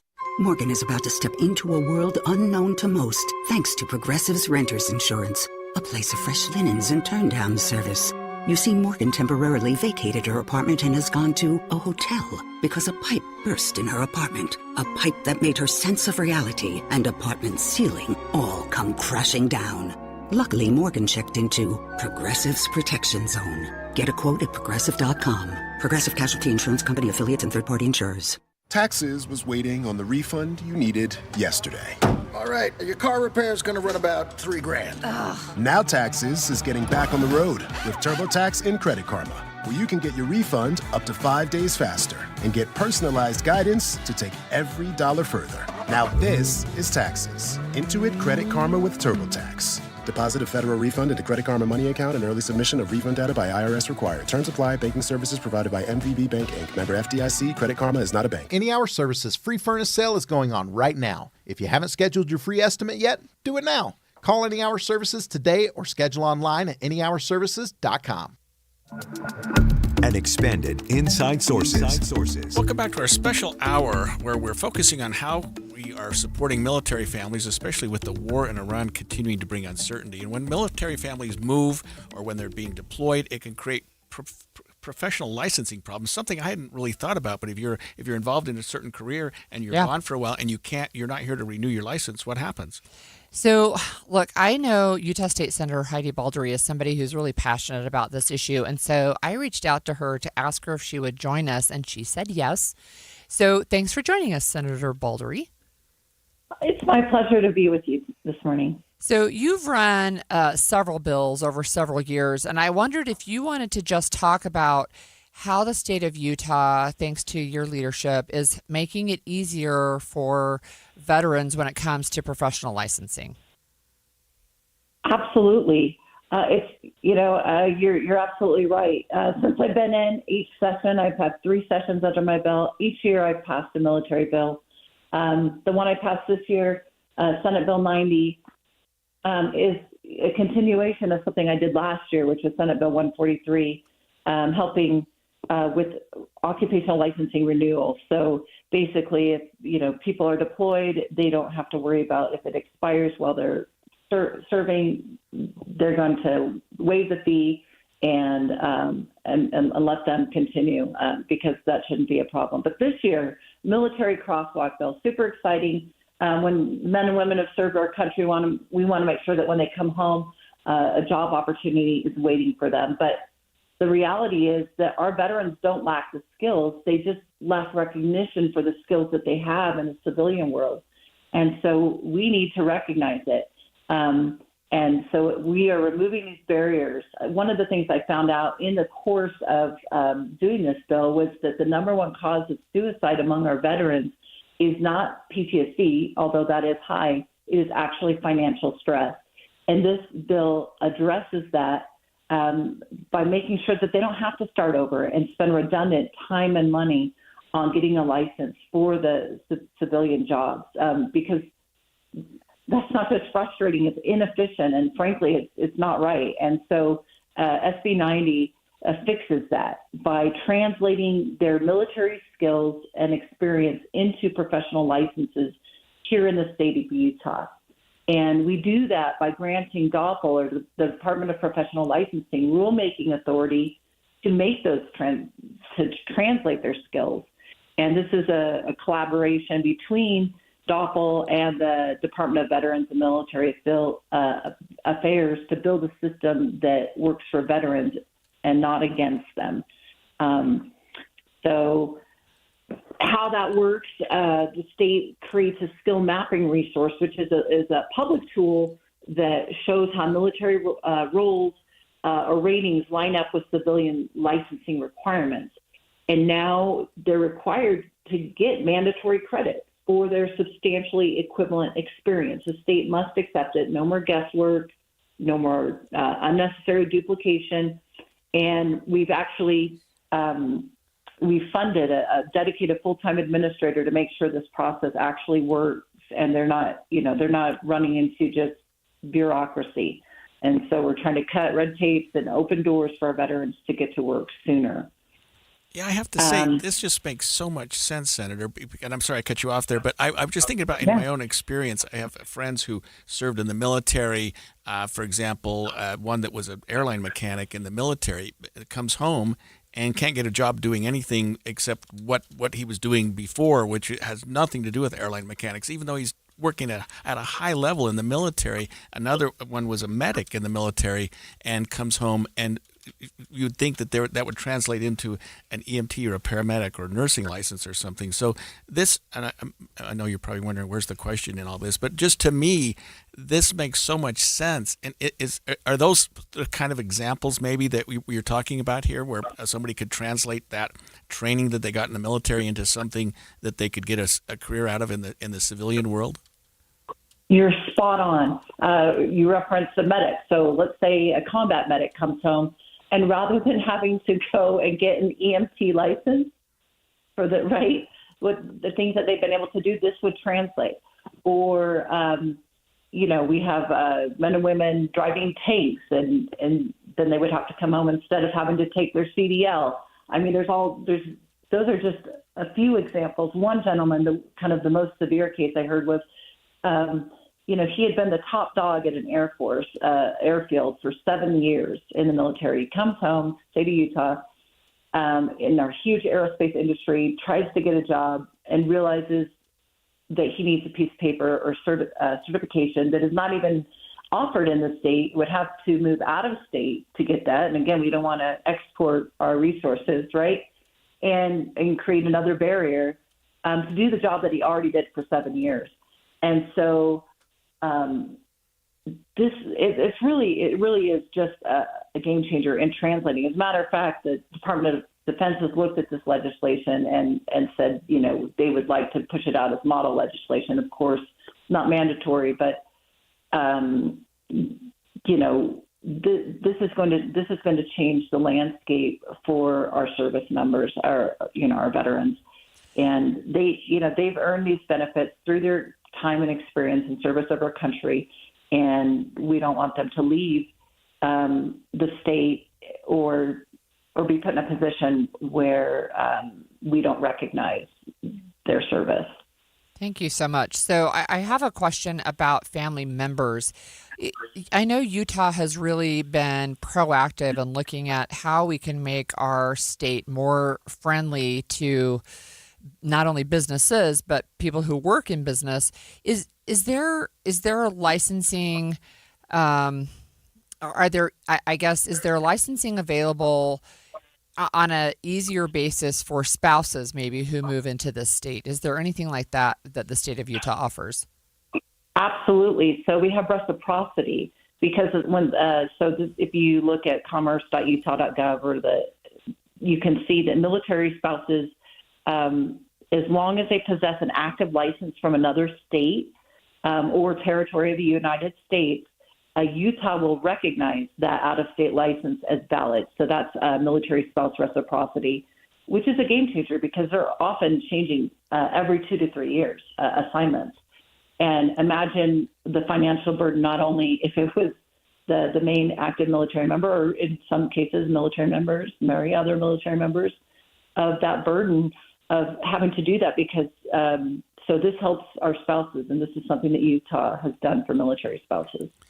Can you tell us how it works with respect to, say Doppel or other licensing agencies? So what they'll do, and you can maybe help me with this, is they'll look at the experience that the individual had in the military and say, okay, we think that could translate into something here where we can grant you that EMT license or grant you that mechanic license or whatever. I mean, is that something where Doppel will look at that experience and say, okay, let's figure out how we can put that person at the next level here in the civilian world? Yes, so they're going to consult this new public resource, which is to see how their specific military occupational specialty, different in each branch, MOS or AFSC or rating, aligns with licensing standards. they'll gather their records, their DD 214, their Joint Services transcript, or Community College of the Air Force transcripts as proof, so that the state can use those to clock them as hours to evaluate. They're going to apply to DOPL. They'll get a fee waiver, and all they have to do is request a military fee waiver, and allows them to waive the initial application and renewal fees. That was part of my bill last year, and then they can cite Senate Bill 90 and this will count their military training towards their requirements. If they hit a roadblock, they can contact the Accelerated Credentialing to Employment, or ACE program, through the Utah Department of Workforce Services, because they specialize in translating military skills for civilian boards, and they can sometimes provide funding for any small gap in training that they might still need to reach full certification. And the other nice thing is, as a legislature, one of the things that's written into the bill is that in November of 2028, the division will have to provide the Business and Labor Committee a report to see how many applicants for licenses or veterans or service members have successfully been granted a license under this. And this will allow us to see if there's something that we could do to improve this service that we're offering to our military members. That's wonderful. I love it. Thank you, Senator. That was Utah Senator Heidi Baldery talking about that. I've got a son in the military, so this hits close to home for me, and that's just wonderful news. Well, I don't know if you've ever heard of a Purple Star School, but those are schools that make effort to work with kids. We talked about the 17,000 Utah students who are military dependents. We'll learn more about what resources are available for them after the break. 10:30 at KSL News Radio. I'm Andy Farnsworth. KSL's top story this hour. The families of two teenage girls from California are hoping for a good outcome after a UTV crash in southern Utah sent them both to the hospital in Las Vegas with severe burns, one of them in critical condition. Brooklyn Mallett was on vacation with her family and heading back to their campsite when one vehicle overturned, spilling fuel that caught fire. The family is working through the grieving process currently. They're probably going to be spending the foreseeable future out of the state in Nevada, taking care of their daughter, making sure she has everything she needs. Orange County Fire Captain Chris Ham says Brooklyn has burns on around 40% of her body and could be in the hospital for the next month. Her father is a veteran firefighter with his department. The late president of Utah's Krishnas is being mourned by his congregation after being killed in a multi-car crash in Springville on Monday. Christopher Charu Warden founded the Sri Sri Krishna Temple in Spanish Fork, and a social media post from congregants remembered Warden for his humility, compassion, and deep devotion. The drivers of the other 3 cars in the crash all sustained injuries, but none were life-threatening. Our top national story this hour from ABC News. Oil and gas prices are dropping following the news that the U.S. and Iran agreed to a 2-week ceasefire once Iran opens the Strait of Hormuz. The national average for a gallon of gas is $4.17. Analysts believe pump prices could start reversing nationally in the next 48 hours by a few cents every day if prices hold here. Gas Buddy's Patrick DeHaan estimates that we see pump prices below $4 within 2 weeks. The most important question going forward, however, is to what extent does shipping via that Strait of Hormuz pick up in the coming days? ABC News Chief Economics Correspondent Rebecca Jarvis reporting. Your money at this moment, the Dow's up 1,040 points to 47,625. Oil right now trading at $95 a barrel. Coming up, we've got warm temperatures today, even warmer tomorrow. We'll get your weather forecast coming up next. KSL News Time, 10:32. The sources where we get our news matters. When you listen to Utah's Morning News, we want you to feel the stories are important to you and trustworthy. This is Amanda Dixon. And I'm Andy Farnsworth. Join us weekday mornings on KSL News Radio. Now streaming on Angel, The Parables of Jesus, the Good Samaritan, is a powerful cinematic retelling of Christ's parable set in a fractured first-century world simmering with turmoil, suspicion, and quiet hostility. Told through intimate performances and moments charged with moral tension, The Good Samaritan draws viewers into the weight of each choice and the cost of Christ-like love. It leaves us with the Savior's enduring question that confronts every generation. Who is my neighbor? Experience The Good Samaritan today with with your family. Now streaming on Angel.com. Since 1947, Whipple Service Champions has been Utah's most trusted name for heating, cooling, plumbing, and electrical services. Got a high-priced repair bill from another company and you're just not sure about it? Call Whipple. Get a free, no-pressure estimate or bring us their quote for an honest second opinion. Totally free. Whipple Service Champions, Utah's first place for second opinions since 1947. Call 385-273-7167 for your free estimate today. 385-273-7167. You bought an RV, and you got an automatic discount from Progressive by bundling it with your home or auto insurance. That's great, but a serious word of warning every RVer should heed.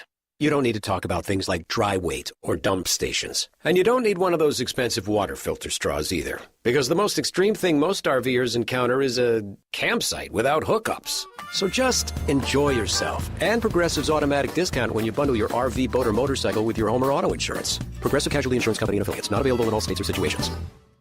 Wesley Financial Group is not a law firm, and Chuck McDowell definitely not an attorney. This is Chuck. If someone talked you into buying something really silly and you want to get out of that silly little thing, my advice, get the facts. Call me and I'll send you our timeshare exit kit absolutely free. Inside, you'll learn how timeshare works and all your options for cancellation. Call Wesley now for your free exit info kit. 800-290-7100. That's 800-290-7100. Some of the most meaningful jewelry is the jewelry we never wear. It sits tucked away in a drawer. A ring from a grandmother, a pendant from years gone by. Pieces filled with stories, but not part of your everyday life. Duke's Jewelers believes those pieces deserve more.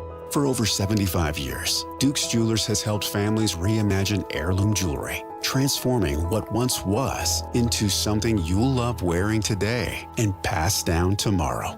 Whether it's resetting a stone, redesigning a ring, or creating something entirely new, Duke's Jewelers will guide you through every step, right there in the store. And if you have jewelry that no longer fits your story, Duke's Jewelers also buys gold, offering a simple, transparent way to turn it into something meaningful again. Bring in what you have and create something you'll never want to take off. Duke's Jewelers on Main Street in Springville, where your story continues.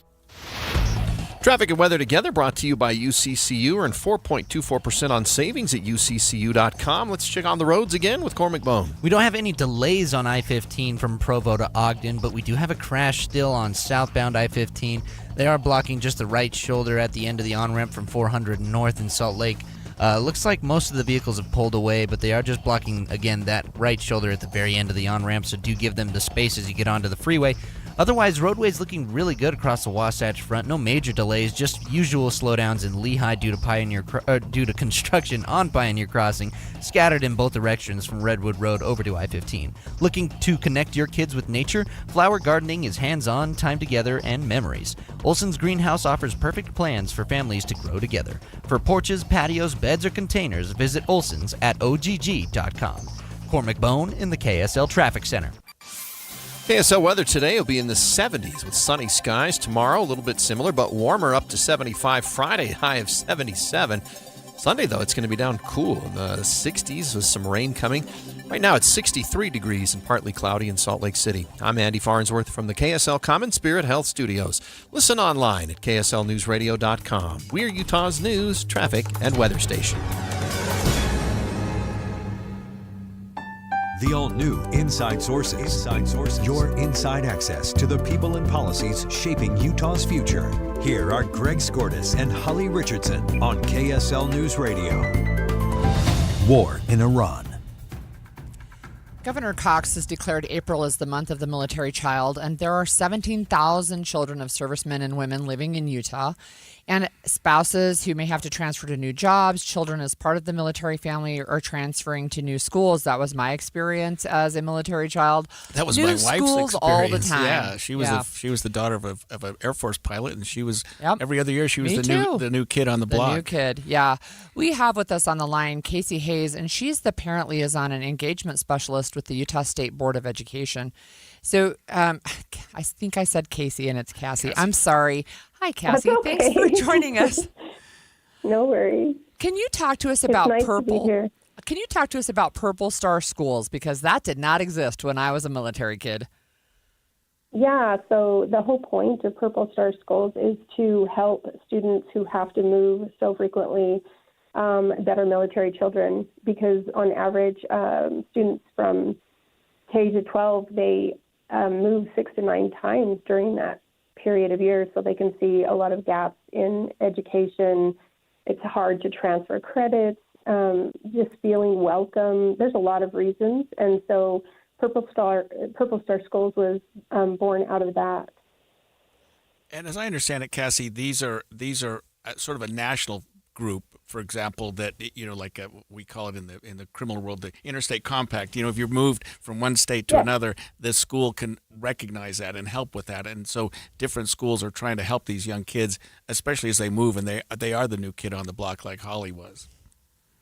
Yes, there's roughly 15,000 military children that are affected, and so we call it the MIC3, but the Military Interstate Children's Compact helps to make sure that there are very specific guidelines for those kids when they are moving from state to state, so that there's some consistency. That's what it really aims at, is consistency between states, and so that when military children go into these schools, they know that they have some real resources and people to help them transition for various reasons. There's a lot of different things that Purple Star Schools provide. Cassie, how does a school become a Purple Star School? What do they need to do? Well, the basic things are that, number one, it's really important to note that we're trying to have schools apply that already have some of these things in place. So they're not things that they're saying they're going to do, but they already have really good programs in place for these kids. They have to have a liaison at their school that is a point of contact for those students and families. And then they also need to have a website that has a lot of resources for military children and highlights transition information, helpful resources. They need to have it's very important that it's a student-led transition program, so that when the students come in, they're actually transitioning and being helped by their peers so that they feel more comfortable. And so it's not an adult, it's really different organizations. Some schools use Hope Squad, some use student council, some use buddy systems, there are student-led tours. There's all sorts of things that schools will use to transition those kids and welcome them into their schools. And then they also have to have annual professional development for their staff on what military students' needs, the unique needs that they have in transitioning. And then if they are in there, they also have to have an annual. They can do a military recognition event, which we love to see, but they can also have a school board resolution. So those are sort of the main items that they would have to have in place to become and apply to become a Purple Star School. So what does this look like for the individual student moving into the school? You go to a school that's a Purple Star School. We all keep wanting to call it Purple Heart, but Purple Star School. And these resources are available, these guidelines that you talked about. What can a young person expect to see when they move into a school that's got these resources and guidelines in place? Hopefully, it really, the goal is for them to have some sort of consistency and familiarity, so that they know they have a person that they can go to if they have questions. So that point of contact is key, so that they have one person that they can go to, like if they have questions, the family might have questions, or the child, and on navigating what they need to do, especially if if they're in high school and stuff, they may have questions about their credits transferring over. Maybe they're in sports and they need the consistency of being able to, they might have missed tryouts, and so they are able to maybe try out so that they can still play sports or, take up in band, or so they don't have those huge gaps and they're just kind of, left without. They also, the schools try and create groups where the kids actually have peers that may have common interests, or that are student leaders that they can go to when to go to extracurricular activities, or know how does lunch work, just the basic things, so that you don't feel lost. You don't always feel like the new kid if anyone's ever moved to a new school, they know how difficult that can be. And, try and do that, 9 times in your school career, that's pretty rough. So they can just have a lot of resources. And then there are just, I would like to mention that the military resources are amazing. There are so many resources. And I think even some schools don't realize how many resources they have access to that they can utilize at the school level for those families. There's mental health, there's health resources, there's it goes on forever of all the resources that they have available to them. Healthcare, education, employment, childcare. There's so many resources, and those point of contacts can help them get in touch with some of those resources. Cassie, we have less than a minute left, but I wonder if you could tell us about Purple Up Day. What is that? Yeah. So on April 15th, so April is the month of the military child, and on April 15th, we're all wearing purple, and we're going to celebrate and support the students. The purple represents all of the different military branches combined. So that's the color that symbolizes those. So we're all going to wear that, take a picture, and support these military kids. All right. Thank you so much. That was Cassie Hayes, parent liaison and engagement specialist with the Utah State Board of Education.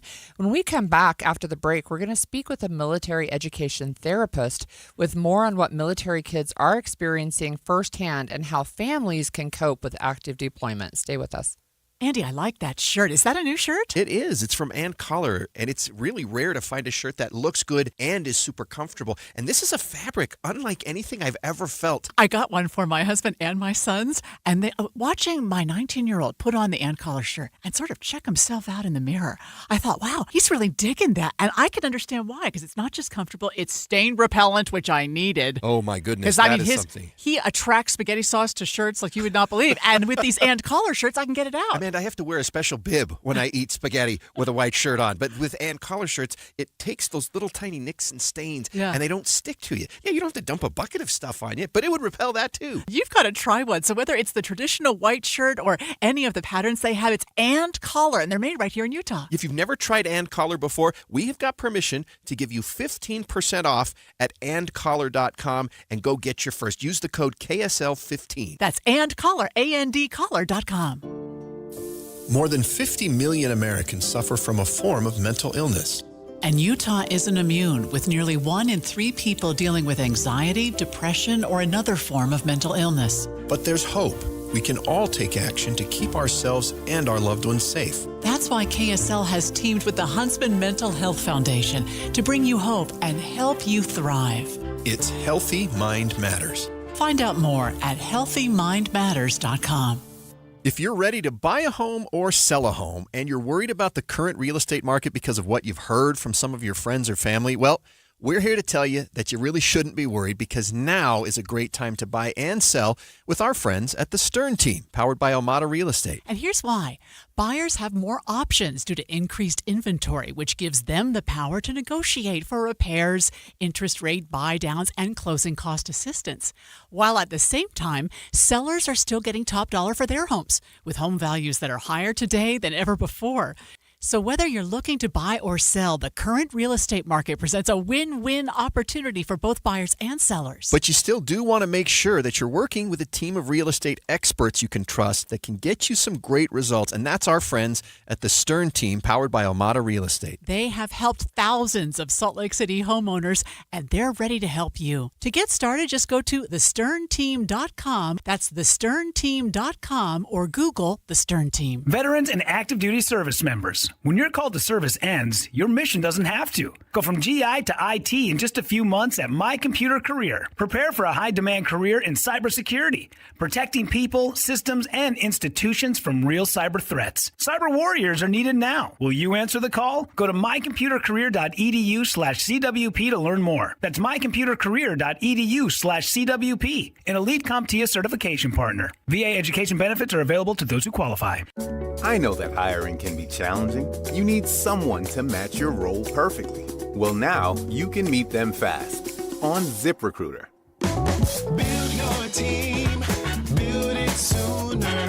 Meet your match ZipRecruiter. Just head to ZipRecruiter.com/free right now to try it for free. That's ZipRecruiter.com/free. Need your match on ZipRecruiter. Try it free. More outside, less online. That's what growing up should feel like. Time with friends, after school, family dinners, real conversations. Truby is the kid-safe phone designed to protect that because kids need a phone to stay connected. But most phones open the door to things parents never intended. Truby is different, built to grow with your child, so you can add features when they're ready and when you're ready, so they stay connected to what matters without getting pulled into what doesn't.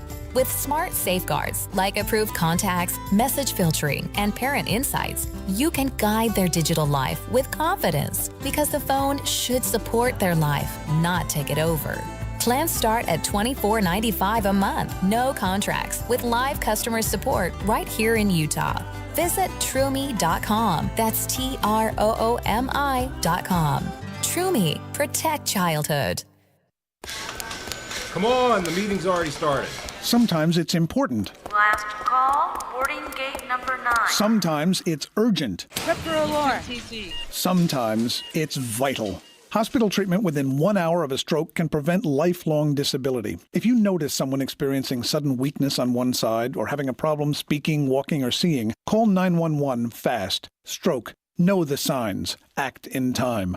A message from the National Institute of Neurological Disorders and Stroke. And expanded Inside Sources. Inside Sources.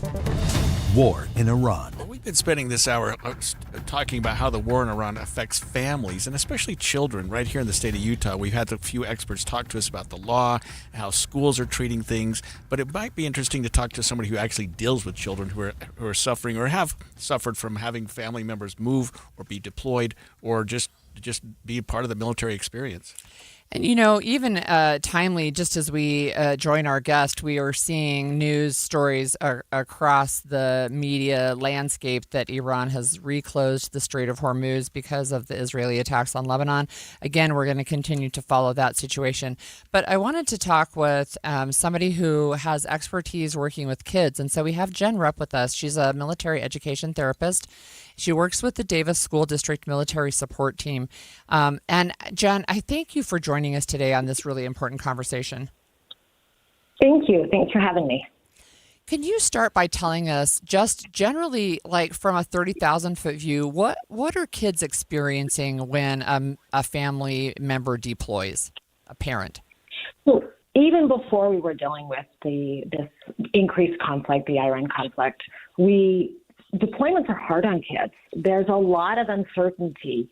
There's a lot of changes to their normal routines. And so often we'll see an increase in anxiety, an increase in just fears, an increase in responsibilities. And sometimes that leads to behavior changes in kids. And often it's just hard. Their life is constantly changing. And you think mom or dad might be there for a birthday, and then they're not. Or they might be coming home for this holiday, and then they're not. And so it's just a constant change. I think sometimes for military kids, the only thing constant in their life is change. And I suppose, Jen, that kids whose parents are maybe on the front line don't always know if mom or dad's coming back at all. That's got to be something that really weighs on a young person's mind. Absolutely is. And then you hear stories and the fears of, is mom or dad coming home the same way? Are they going to be different? What is it going to look like? And we change all the time anyway. So now we have a change in personalities, a change in things that we maybe did differently than we did when the service member was home. And so that's a new change, too, that happens, that families are constantly reintegrating together and working on. So deployment at any time can be challenging. But then when you add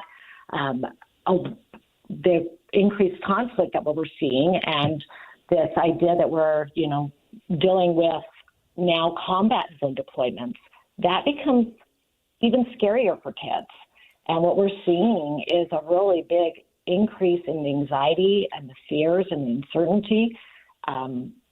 Kids absorb adult anxiety, even when nothing's said. And So as adults, we're nervous about everything going on, and our kids are incredibly perceptive. Yeah. They pick up on these stresses. Yeah, they do. And, I have to share, Jen, I was a military brat. My dad was a career Air Force, and I remember he was deployed when I was 4 years old. I'm 61 now, and I have a very clear memory of a dream that I had as a 4-year-old that he came home for one night to visit the family. And I thought it was so real that even 4 years later, as an 8-year-old, I was talking about when Dad came home from Vietnam, and my mom's like, wait, what? Dad never came home. I thought it was real. And it really, like, all these years later, I still remember. So what kind of long-term impacts do you see as kids cope with not only the moves and stuff, but the stress of having a parent deployed? What are the long-term impacts? Well, I think we see sometimes an increase in some of those mental health concerns. We'll see a lot more depression or sadness or anxious thoughts. There's the secondary trauma that sometimes kids, kind of like what you're talking about, the fears, the worries, things going on. We have these dreams, we have these thoughts, becomes secondary trauma that they will take with them and experience. I remember when my husband went to Iraq, and I can still feel I can sense all of that when I found out he was going, and that emotional toll on me was huge. And I can see how it changed some of my own children and some of the things that they dealt with during that time frame. We all know families, Jen, of military members whose children are, let's say, dad gets deployed while the child is quite young, and maybe when daddy comes back, there's some sort of, I don't know, it's almost like I don't know this man particularly well. Or maybe with older kids, they're getting ready for high school and they really want mom or dad to be there with them to share these experiences. Can you tell us, does the age of the child make a big difference, or does it make a difference at all in terms of what you're seeing in terms of the therapy that they might need? I think the therapy is slightly different, but I don't think it makes a difference. I think it's going to be different depending upon the child and the family and how they communicate, how they work together, things that are set up from previous deployments maybe, and ways that they communicate and talk about it. I think it's so important for families, even when communication might be less because they're in a high conflict area, to still figure out ways to stay connected. And that can be writing letters the old-fashioned way. It might take time, but they still stay connected. Or preloading with doing fun things, like maybe you write letters that open when you feel sad, or open when you miss me, or open when it's your birthday, where you try to preload those areas, because I think those special events are going to be missed. But there's ways to celebrate those from afar. And with technology today, we're able to do so much more.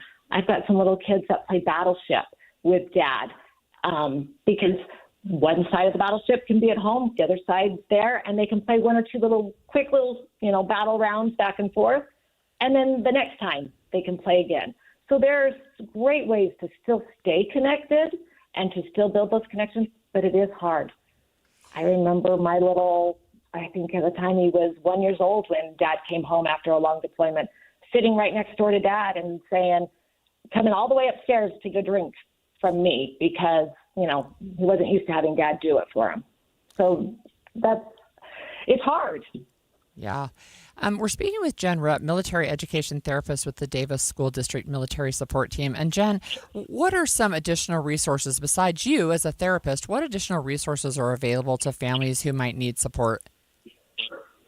So we have in Davis School District, we have our therapy, but we also have the military resources that we can give out. So our military family advocates can help connect kids and families to the community.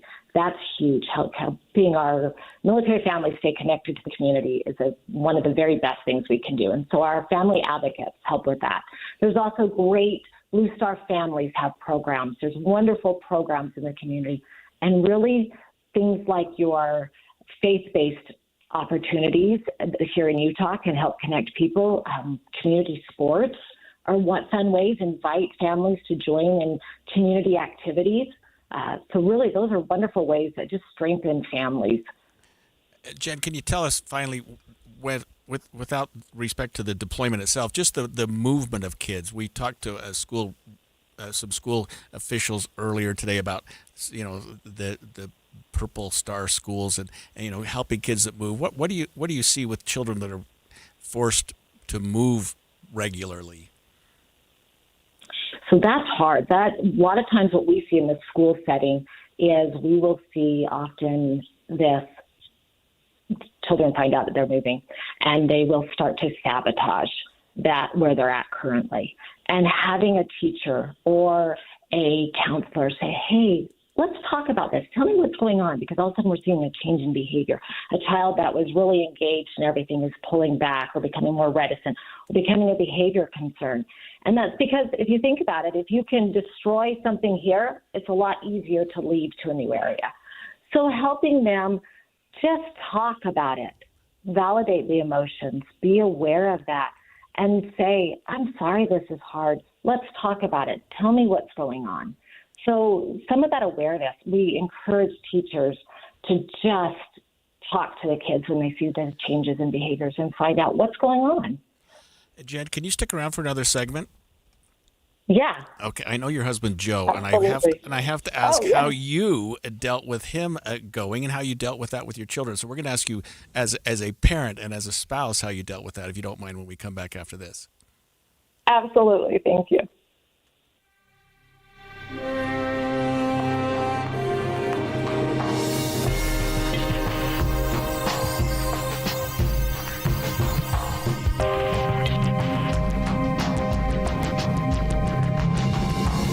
KSL FM Midvale. KSL Salt Lake City. From the KSL Common Spirit Health Studios, this is KSL News Radio. Utah's news, traffic, and weather station. It's 11 o'clock at KSL News Radio. I'm Cameron Elliott. KSL's top story this hour. Breaking news, the war in Iran. Iranian state media reports that country has reclosed the Strait of Hormuz in response to Israel's strikes on Lebanon. It's unclear whether this means the ceasefire is over after less than 24 hours, but we'll continue to monitor developments and update you as soon as we know more right here on KSL. The Salt Lake City Council unanimously voted against paving the way for a 7-story hotel across from Sugar House Park. The hotel would have had 145 beds and an underground parking garage, but the council all voted against rezoning the land to allow for that kind of building. Councilwoman Sarah Young, who explains her stance before the vote. We've not yet seen the full potential of development within the existing business core, and I believe we should allow that work to take shape before considering expansions of the business district that could have long-term implications for Sugar House. The CEO of the hotel company told KSL he's disappointed because he believes it would have provided good jobs and an economic boost for the area. A house fire in Taylorsville was quickly brought to a stop by fire crews from both Taylorsville and West Jordan yesterday. About $50,000-ish worth of damage, but everybody got out safe. The family is going to be able to return into the home. They are not displaced. But no injuries to family, no injuries to responders, and everything's taken care of. Kelly Bird from the United Fire Authority says the first began in an outside chimney and reached the house's attic.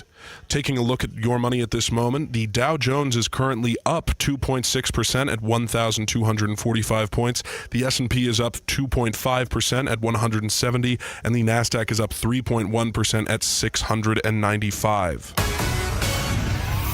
Coming up, it's hot this week and cold the next. KSL weather is next. KSL News Time, 11:02.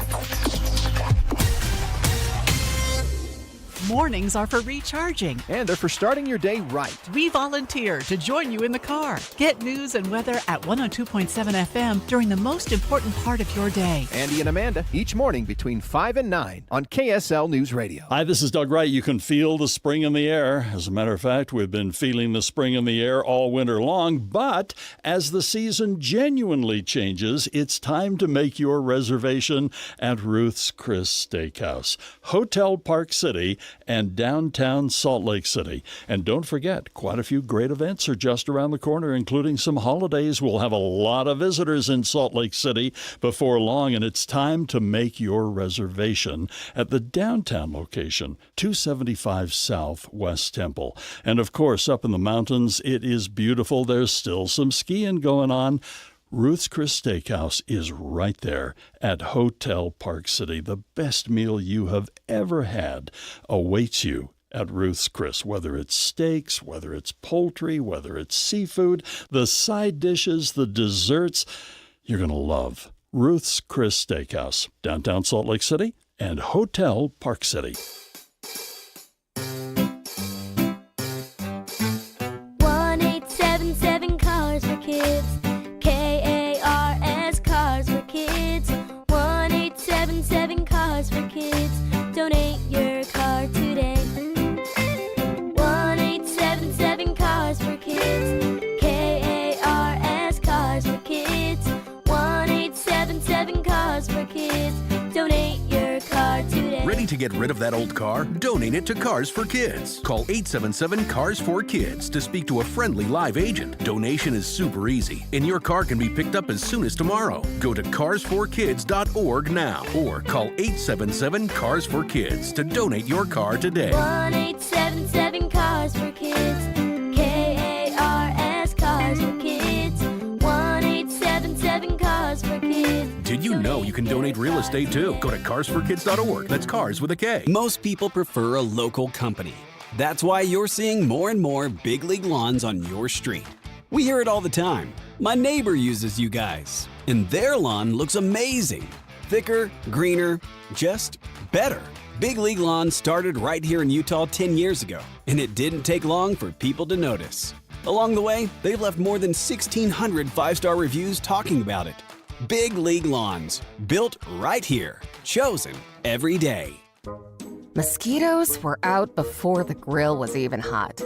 You lit the torches, sprayed the kids, swatted through dinner, and the mosquitoes still won. Call Skeeter Eater, a Utah company built for backyard living. Our family-friendly treatments and smart mosquito traps keep the fun going long after sunset. Get $40 off your first treatment now at SkeeterEater.com. Skeeter Eater. Stop the bites. Start the fun. Traffic and weather together brought to you by UCCU. Earn 4.24% on savings at UCCU.com. Here's Tito Nani. It's a clear drive as we begin the 11 o'clock hour. No delays on our major valley freeways across I-15, 215, and I-80. Traffic also in great shape if you're traveling Bangerter and the 21st South Freeway. Tito Nani in the KSL Traffic Center. We're going to have some spring warmth floating in the 70s this week before we dive into those April showers on Sunday, and we're going to keep things cool in the low 60s and high 50s early next week. Right now, it looks to be about 55 degrees and partly cloudy. I'm Cameron Elliott from the KSL Common Spirit Health Studios. Listen online at kslnewsradio.com. We're Utah's news, traffic, and weather station. The all-new Inside Sources. Your inside access to the people and policies shaping Utah's future. Here are Greg Skordas and Holly Richardson on KSL News Radio. War in Iran. We're continuing our special coverage about how deployment and being in the military impacts families. And, you know, we had an opportunity to hear from my daughter earlier, and now we're going to hear from Jen Rupp again. And we also have asked our listeners if they had suggestions for support. So we're going to get to that. Jen, I know your husband Joe very well as a really thoughtful and really a classy lawyer. And I just had to ask what it was like to be married to him when he was in the Marines and to have him be deployed, especially because I assumed that you were a pretty young couple at the time and may have even had young children. Can you just describe your experience? Yeah, so I think it was a wonderful experience. Serving, when Joe served in the military, it was really a great opportunity for our family, and we enjoyed the moving. I grew up as a military brat, so moving was not a new thing to me. And being married to Joe, we looked at it as an adventure, and we really tried to just help our kids see each move, each deployment, each opportunity of this constantly changing life as just an adventure. And that's kind of the way we approached it. And that helped our family a lot. But it was hard. There were hard times, and it was hard having Joe gone a lot. We were in Okinawa once, and while we were there for almost the 3.5 years, he was only on the island for 10.5 months. That's hard on families. Yeah. I understand he was also deployed during the Iraq War about 20 years ago. You must have had pretty young Yes. kids at that time. We did, yeah. We had middle school age and elementary. And how did you deal with them during that? I mean, what did you tell them about Daddy? So those were conversations we were very open with our kids. Every time Joe deployed, we talked about where he was going, what he was doing. We really felt like communication was important. And then my husband's the fun family member. He's the fun one. So when he was around, we'd go to a movie theater and we'd get popcorn. Well, when he's not around, Mom didn't get the popcorn. So Joe decided that when he would deploy, whether that was to Iraq or whether it was any other deployment, our kids got his hazard pay or whatever. They got that, and they called it daddy money. And that was his way of staying connected. So that way, if we went to the movie theater and they wanted popcorn, they could say, well, that is daddy money. And so that was just a fun way that he still was relevant in our kids' lives from afar. We were lucky and we were able to do that. But also, I tried to keep him still involved in any of the discipline that needed to happen. And so they'd have to write a letter to Dad telling him, maybe what they did that, and so he could respond back. And that was helpful. So when he came back, he wasn't all of a sudden redisciplining after not disciplining for months on end. That makes a lot of sense. We asked our listeners, Jen, to chime in if they were a military spouse, what kind of gaps they thought there were. And I want to ask your experience, but I want to share a couple of the comments that we've gotten. Right now, I'm seeing, this is on a Facebook post where we asked us, and they're saying better medical care. One person said that while her husband was in the military, if he had a toothache, he was told to just chew on the other side. That seems problematic, right? What kind of gaps did you see as maybe as a spouse of a military member? So a lot of the gaps that I saw was with spouse employment. That was hard. It's hard to move from area to area to get new certifications, new areas. I think we've done a lot better job with that. So I think that gap was super hard. Medical care coverage is super hard when you have you finally find a doctor you like, you get started on something, you work towards a diagnosis, and you can't stick with that because you moved to a new area. So I agree, medical coverage is very hard. The other thing I saw, and one reason I'm so grateful Davis School System has a military support team, is I found that education gaps were super hard for our kids. One area of school was an industry when we were like in Boston, very seen as an industry. And then we go to somewhere else and, it's just school. And so that's hard. You see a lot of curriculum gaps and education gaps. And when a child has an IEP or a 504, if you were to look at my stacks of paperwork before things were electronic, that's horrible. It's huge. It takes up a whole filing drawer because it was a constant reevaluation each place we went. So those are some of the big gaps I saw. What about you personally, Jen? And I don't need to know anything too personal, but you have this man who's in your life, and you're doing things. You're going to dinner. You're raising the kids together, and suddenly you're alone. And it's not just like when my wife leaves for the week and I get all pouty. I mean, he's gone for better part of a year. How did you cope with that? Or what did you do to keep your mind, focused on the kids and not worrying so much about him? That's hard. I think you constantly have this hypervigilance, especially when he went to Iraq. I would want to say it was at the back of my mind or I wasn't focusing on it. But Joe knew when he was in a dangerous situation. He knew when he was out flying. He was a pilot in the Marine Corps. So he knew when he was out flying that he might be unsafe. He also knew when he was eating and he was in a safe place. I never knew that. I constantly lived in this. I just knew he was in a combat zone. And that was terrifying. It was scary. It was hard watching news. It was hard watching things. So I had to sometimes separate myself from some of the news or try to get involved with community groups. I really, threw our family into doing fun activities and participating in other groups where there were other spouses that were having like experiences. The other thing Joe and I tried to do is we tried to have dates still, even though we were away from each other. And that might be I would send him a VHS tape that he would watch or a CD that he would watch, and I would watch it. And then whenever we could get together, we talked about that. Or we'd say, this is a hot chocolate night. Go find a hot chocolate there, and I'll drink a hot chocolate here. And we would just think of each other to try to keep those connections. Jen, I have one final question for you, and that is, how can the community better support military families? I love this question. Thanks for asking. I really think the biggest thing is to ask. Ask, what can I do to help you? What is something that would really help you? Maybe it's just volunteering, bringing a meal by, dropping some cookies by, helping with carpooling. That can be huge.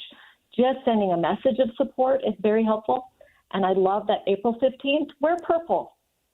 Show that you are going to support our military kids, because our military kids, they sacrifice. Our military families sacrifice.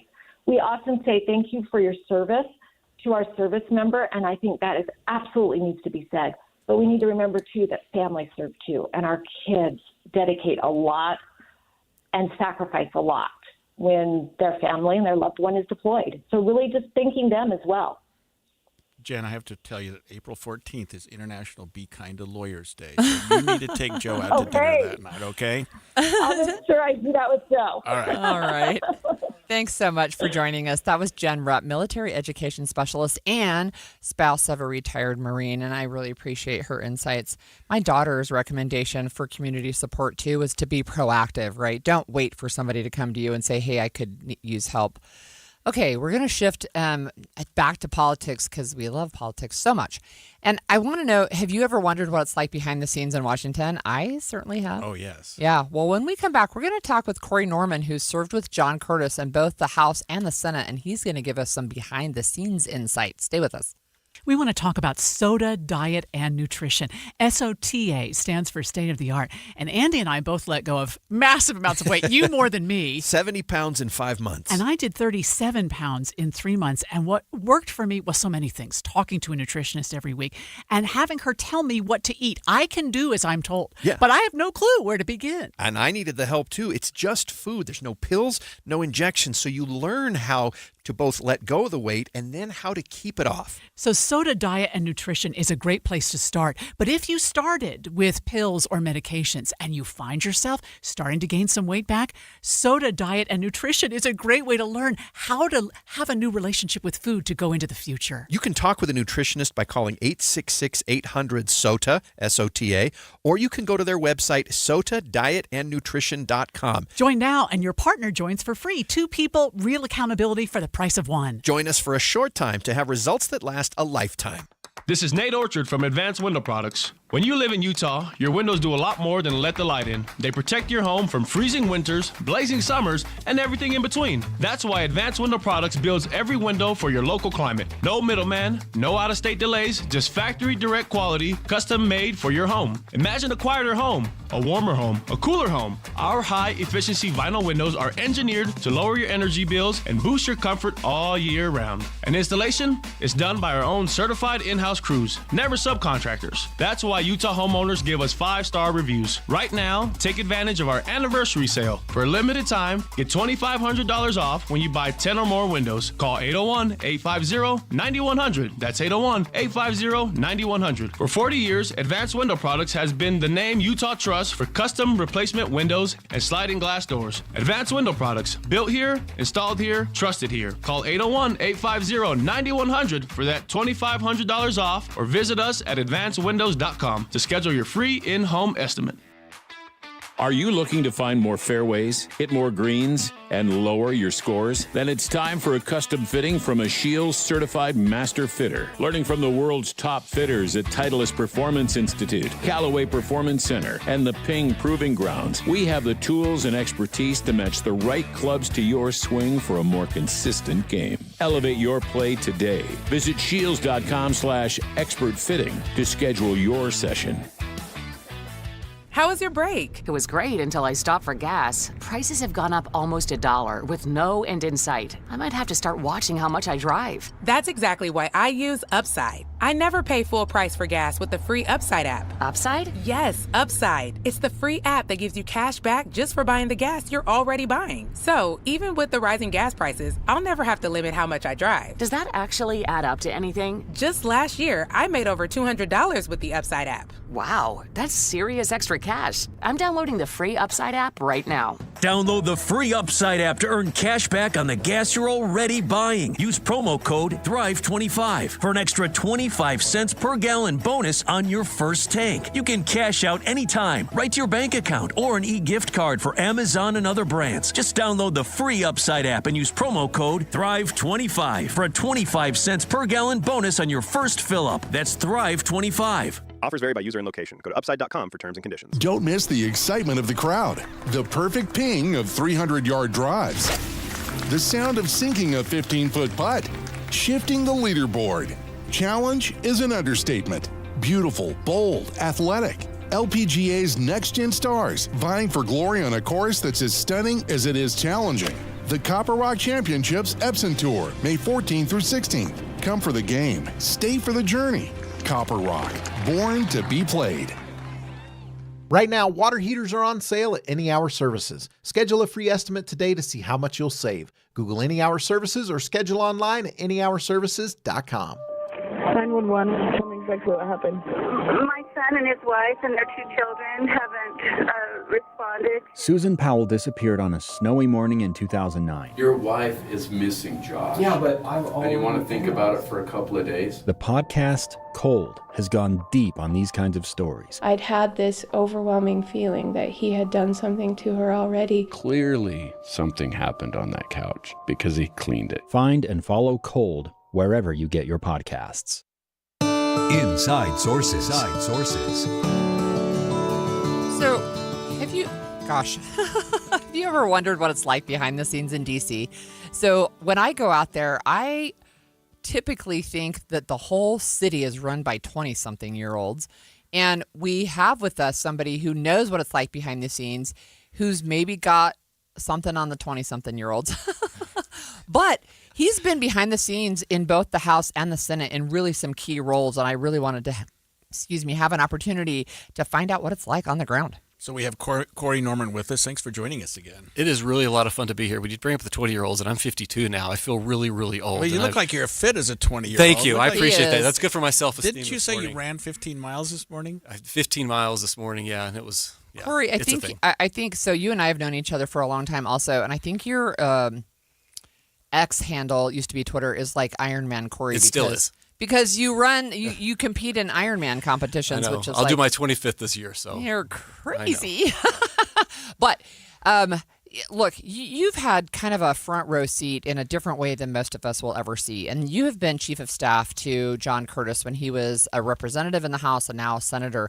And I wanted to just get some insight for our listeners. What is it like to be a staffer, and how is the House and Senate, how are they different? That is actually a really interesting question. I get asked this question actually quite a bit, and you would be really surprised. No, there's nothing that you do in the House that prepares you for what you're dealing with in the Senate. Matter of fact, I'm going to spill enough tea here to where I'll give you some insight. Senator Curtis and I were walking down the hall. This was after he was in office for about a month, and he turned to me and he said, "This is probably the first time in my political career that people actually care what I think." And he and I got a good chuckle about it. But the reason is everybody is on equal footing there. There's only 100 of these people, and that's really it. You have these leverage points that you just don't have in the House. I'll give you a perfect example. During reconciliation, what everybody calls the one big beautiful bill, my boss leaned in pretty heavily on the energy sector. He believes that an all of the above energy policy is good for America. And in the House, you basically get given this cake, and you can either eat the cake or not eat the cake. That's it. You've got an up or down vote. But in the Senate, you really had this ability to shape the policy, and we leaned in on this thing, and we learned a lot. There's a lot more you can do as a senator because your leverage points and because the rules in the Senate give you those abilities to do. It was eye-opening for us, and it is actually, I fell in love with the Senate. It's a heck of a lot of fun. It's going to be interesting working with John Curtis particularly, and I say this, Corey, because we have these real staunch Republicans who are right there with Trump on every step, and Democrats who are absolutely against him, and not just Trump, but just the policy. But Curtis seems to be somebody that we sort of talk to, and we think, okay, what's the sensible approach here? Not necessarily the far right or the far left approach. I mean, what's it like working with him in particular? Let me tell you, there's something about this, to be honest, this John Curtis magic. And I have never been able to be around anybody else that's been like that. And I tell people that work for us, we've actually had employees that have left and that have come back and they say, the grass is not always greener on the other side. We have people that have declined better offers because they love working with John Curtis so much. He respects them. He says, look, I'm going to help you in your career. But he does walk this very fine political line, to your point, Greg. I don't want to destroy confidences and stuff, but we were in a meeting with somebody that your listeners would all know their name, all know this person's name, and my boss says there's probably a set number of people that the president can count on every time he wants to lean on in a policy. And before he ever got that sentence out, this person said 47. And that just sort of is what it is. My boss, certainly he has said a million times, I want and I need the president to be successful. We all need the president to be successful. At the same time, he looks at himself as saying, I need to be an advocate for when he's right and he's consistent with Utah values, and be able to be in a position where he feels like I can push back when things are inconsistent with Utah values. And he does it in a very respectful way. He doesn't go out and tweet and things like that, but he's... that's sort of the John Curtis magic, right? He's amazing. Right. I think one of the things that you mentioned about having more influence on actual policy in the Senate side makes me have to ask, then what happens on the House side that people should pay attention to? So here's the analogy I like to use. The House side is more like we'll use. Remember when Nick Saban was the coach of Alabama football? He was but go ahead. No, they tell me don't do sports analogies. Name your. So Kyle Whittingham. Whittingham. Okay. So Kyle Whittingham is the coach of University of Utah, and he is sort of the face of the program. And everything that is sort of how the House works. You have leadership, and you have all the players. The leadership is Kyle Whittingham, and you have all the players, and he really dictates sort of the way the operation handles. On the Senate side, it's more like a tennis match. Every single thing that a senator does impacts directly the result of the match. And that's probably your best way for your listeners to understand the dynamics of the two bodies. They are so different. In the Senate, the House you have rules of the House that they vote on before every Congress starts. And on the Senate side, you have what somebody has explained to be very limited rules, but very, very large precedent. And that's what dictates what happens in the Senate. Like Trump or not, it is certainly a time right now, Corey, of, I don't know, just like consternation, at least from us that are on the ground here. I mean, you're in D.C. a lot more than I will ever be. But what's it like there now as opposed to maybe 4 years ago or even further back with just what's happening in the country right now? Well, let me say this real quick. I think that we reward bad behavior. We give a lot of attention to the people that stand up and scream, and that's really not sort of what's happening. If you were to ask my boss, what is the thing that sort of makes the Senate go? It's these relationships that are real and they're deep. My boss would say, who are the ones you get along with the best?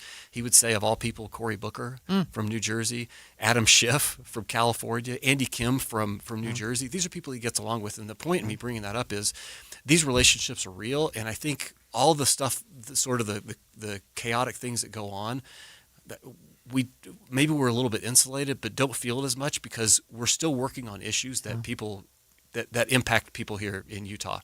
Well, Corey, politics being what it is, we're actually going to break into a White House press conference right now about closing the Strait of Hormuz. Strikes on Iran's drone launching units and storage facilities. In total, more than 13,000 targets across Iran were struck. Again, this is in the matter of just 38 days. Meanwhile, the Iranian Navy was completely annihilated. The United States destroyed more than 150 naval vessels in total, including 16 entire classes of Iranian warships. Despite once being the largest undersea force in the Middle East, Iran now has 0 submarine vessels. 97% of Iran's once massive inventory of more than 5,000 naval mines has also been targeted and destroyed. Iran's air forces are functionally and operationally irrelevant at this point, after the United States maintained total air dominance over their country for weeks on end. To underscore the significance of this, before Operation Epic Fury, the Iranian Air Force would fly between 30 to 100 flights per day. Today, that number is 0. Iran's ability to fund and support its terrorist proxies has been greatly reduced. At this point, Iran can no longer distribute weapons to its proxies in the region. And most importantly, Iran will not be able to acquire nuclear weapons. Prior to the start of this successful operation, Iran was aggressively expanding its short-range ballistic missile arsenal. Through these weapons and its navy, Iran was attempting to build a military buildup around their country that would pose an imminent and existential threat to the United States military assets in the Middle East, our allies in the region, and ultimately the free world. Iran was pursuing this dangerous and aggressive strategy for one reason: to hold the entire world hostage to its terrorist ambitions. The Iranians aim to use their expanded military capabilities as a shield around their country to continue achieving their ultimate goal internally, building nuclear bombs. But their murderous and evil plans have been blown up, quite literally and figuratively, along with their military, their nuclear program, and most of their senior leadership, including the former to Caroline Leavitt talk about what the United States has done in Iran, and also waiting to see if she's going to give an update on the reports that the Strait of Hormuz has been closed. But right now, we're going to take a break, and when we come back, we'll keep an eye on this press conference, and we'll also be talking with Corey Norman again, so stay with us. It's 11:30 at KSL News Radio. I'm Cameron Elliott. KSL's top national story this hour. From ABC News, Rex Heuermann has pled guilty today for the murder of 8 women on New York's Long Island. Prosecutors say Heuermann killed the women over a 17-year period near Gilgo Beach, and he will be formally sentenced in June. ABC News legal contributor Brian Buckmeyer says it's unclear why Heuermann may have changed his plea. I don't think we would know the absolute why or get a direct answer, because that can only come from Rex Heuermann himself, and he hasn't given us that yet. June 17th is the sentencing date, and it would give him the opportunity to give his final words before he's sentenced. According to the AP, the sentencing will likely be a life sentence without the possibility of parole. Other national stories KSL is following. Iranian state media says that the Strait of Hormuz is now closed due to Israeli strikes in Lebanon less than 24 hours after a ceasefire deal was reached. It's unclear how this means the entire deal has fallen through, but we will keep you updated as we get the details on KSL News Radio. The so-called ketamine queen is facing sentencing today in Los Angeles. Jasveen Sangha has pled guilty in connection to giving actor Matthew Perry the ketamine that led to his death. More from ABC's Melissa Adan, who says she is also getting sentenced for the death of another person. Sangha at this point faces a maximum sentence of 65 years in prison, but her defense is asking for time served. Of course, we have heard from relatives of Matthew Perry who insist that there needs to be something done about this, right? Accountability needs to be made, because it was in Matthew's death, in that other gentleman's death, and they want to basically show for it. So that is something that, of course, the family and prosecutors have been asking for. Perry was found dead in his Los Angeles home in 2023 after ketamine-related heart failure. Taking a look at your money at this moment, the Dow Jones is up 2.5% at 1,188 points. The S&P is up 2.3% at 158% points, and the Nasdaq is up 2.8% at 633 points. Coming up, rain is on its way. KSL weather is next. KSL News Time, 11:32.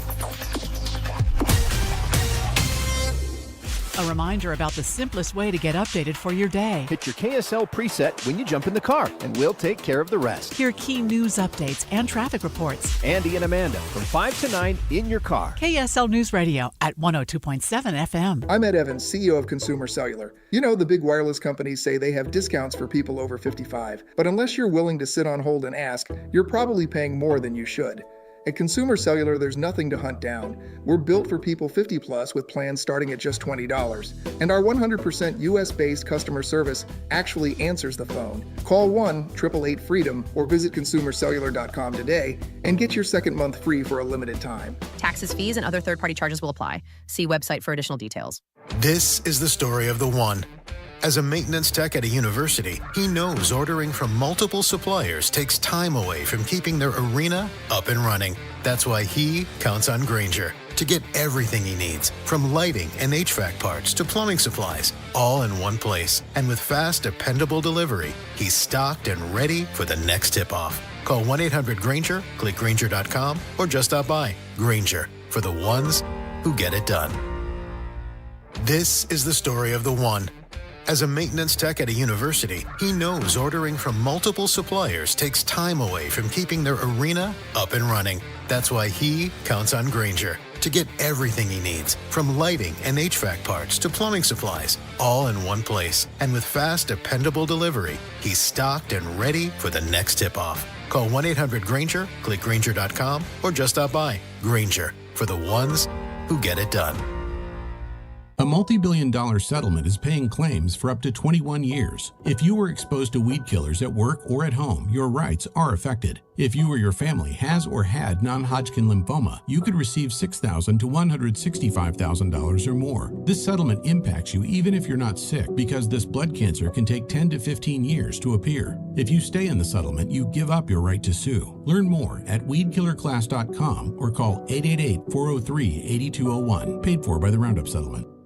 My friend Joey loves to use old familiar sayings. You know what they say? The problem is, don't look at a gift horse, cause you can't make them drink. He gets a lot on the mixed up. People who live in glass houses, here it comes, shouldn't cry over spilt milk. There are also a lot of sayings in the financial world, like, you'll pay lower taxes in retirement. But for many people, it's just not true. You may have done a great job saving in that 401k or IRA, but Uncle Sam is ready to grab a big portion of that money. The team at Galileo Wealth Management can help with strategies that you can start now to lower your tax bill in the future. More for you and less for Uncle Sam. Or as they say, an apple a day is worth two in the bush. Get the facts on your tax bill in retirement. Call Galileo Wealth today at 385-247-7000. It's 385-247-7000 or online at GalileoWealth.com. And remember, a stitch in time keeps the doctor away. Does, you know. Traffic and weather together brought to you by UCCU. Build smart, save big with construction loans at UCCU. Here's Tito Nani. Traffic still looks to be in great shape across the Wasatch Front. That's if you're traveling on I-15, 215, and I-80. The only trouble spot I'm seeing right now is light congestion on Pioneer Crossing, and it's due to construction. Common Spirit Hospitals, Clinics, and Caregivers, all connected to advanced healthcare in Colorado, Kansas, and Utah. Healthcare with human kindness is here. Hello, human kindness. Tito Nani in the KSL Traffic Center. Temperatures are going to rise through the 70s this week, hitting a peak of 77 on Friday, and then it takes a dive Sunday into the low 60s with a chance of rain, which will last through next Tuesday. Right now, though, it's 64 degrees and cloudy downtown. I'm Cameron Elliott from the KSL Common Spirit Health Studios. Listen online at KSLNewsRadio.com. We're Utah's news, traffic, and weather station. The all-new Inside Sources. Your inside access to the people and policies shaping Utah's future. Here are Greg Skordas and Holly Richardson on KSL News Radio. We have an inside source with us in studio today, and it's Corey Norman. He's the chief of staff for John Curtis, now Senator John Curtis. And we were talking before the break, just kind of the differences between House and Senate. But here's one of the things that I have seen from both Representative Curtis and now Senator Curtis. He is remarkably effective if you look at being able to get bills over the finish line. He really is. You know, when he was over on the House side, he was rated the second or third most effective Republican in what at the time had been a predominantly democratically run, the White House and whatnot. So he is incredibly effective. Matter of fact, I've got a funny story. One of my colleagues had come over to our office, and he's worked for another office that is is not as effective as my boss. But anyway, he walks in the front door, and on the wall in the office, we have all the bills and stuff that Senator Curtis has passed over on the House side and over on the Senate side. And this colleague of mine walked in the office, and I looked at the wall, and I just had a flex for a minute. I said, "This is what it means to be an effective lawmaker." and he just kind of rolled his eyes. He's like, "Yeah." But I will tell you, that is the John Curtis currency. He loves to pass bills. He loves to do it. And these are all Utah-based bills. These are bills that help a small business, try to provide resources for example, for fire management in the state. These are all bills that generally speaking, have come to us from Utah, and that we've been able to get across the finish line. So we love it. I'll just note, they're not like naming a post office bill. They really are substantive bills that are significant policy. They are. We're dealing with human trafficking. I mean, these are all, very, very substantive. Matter of fact, we've never done a post office.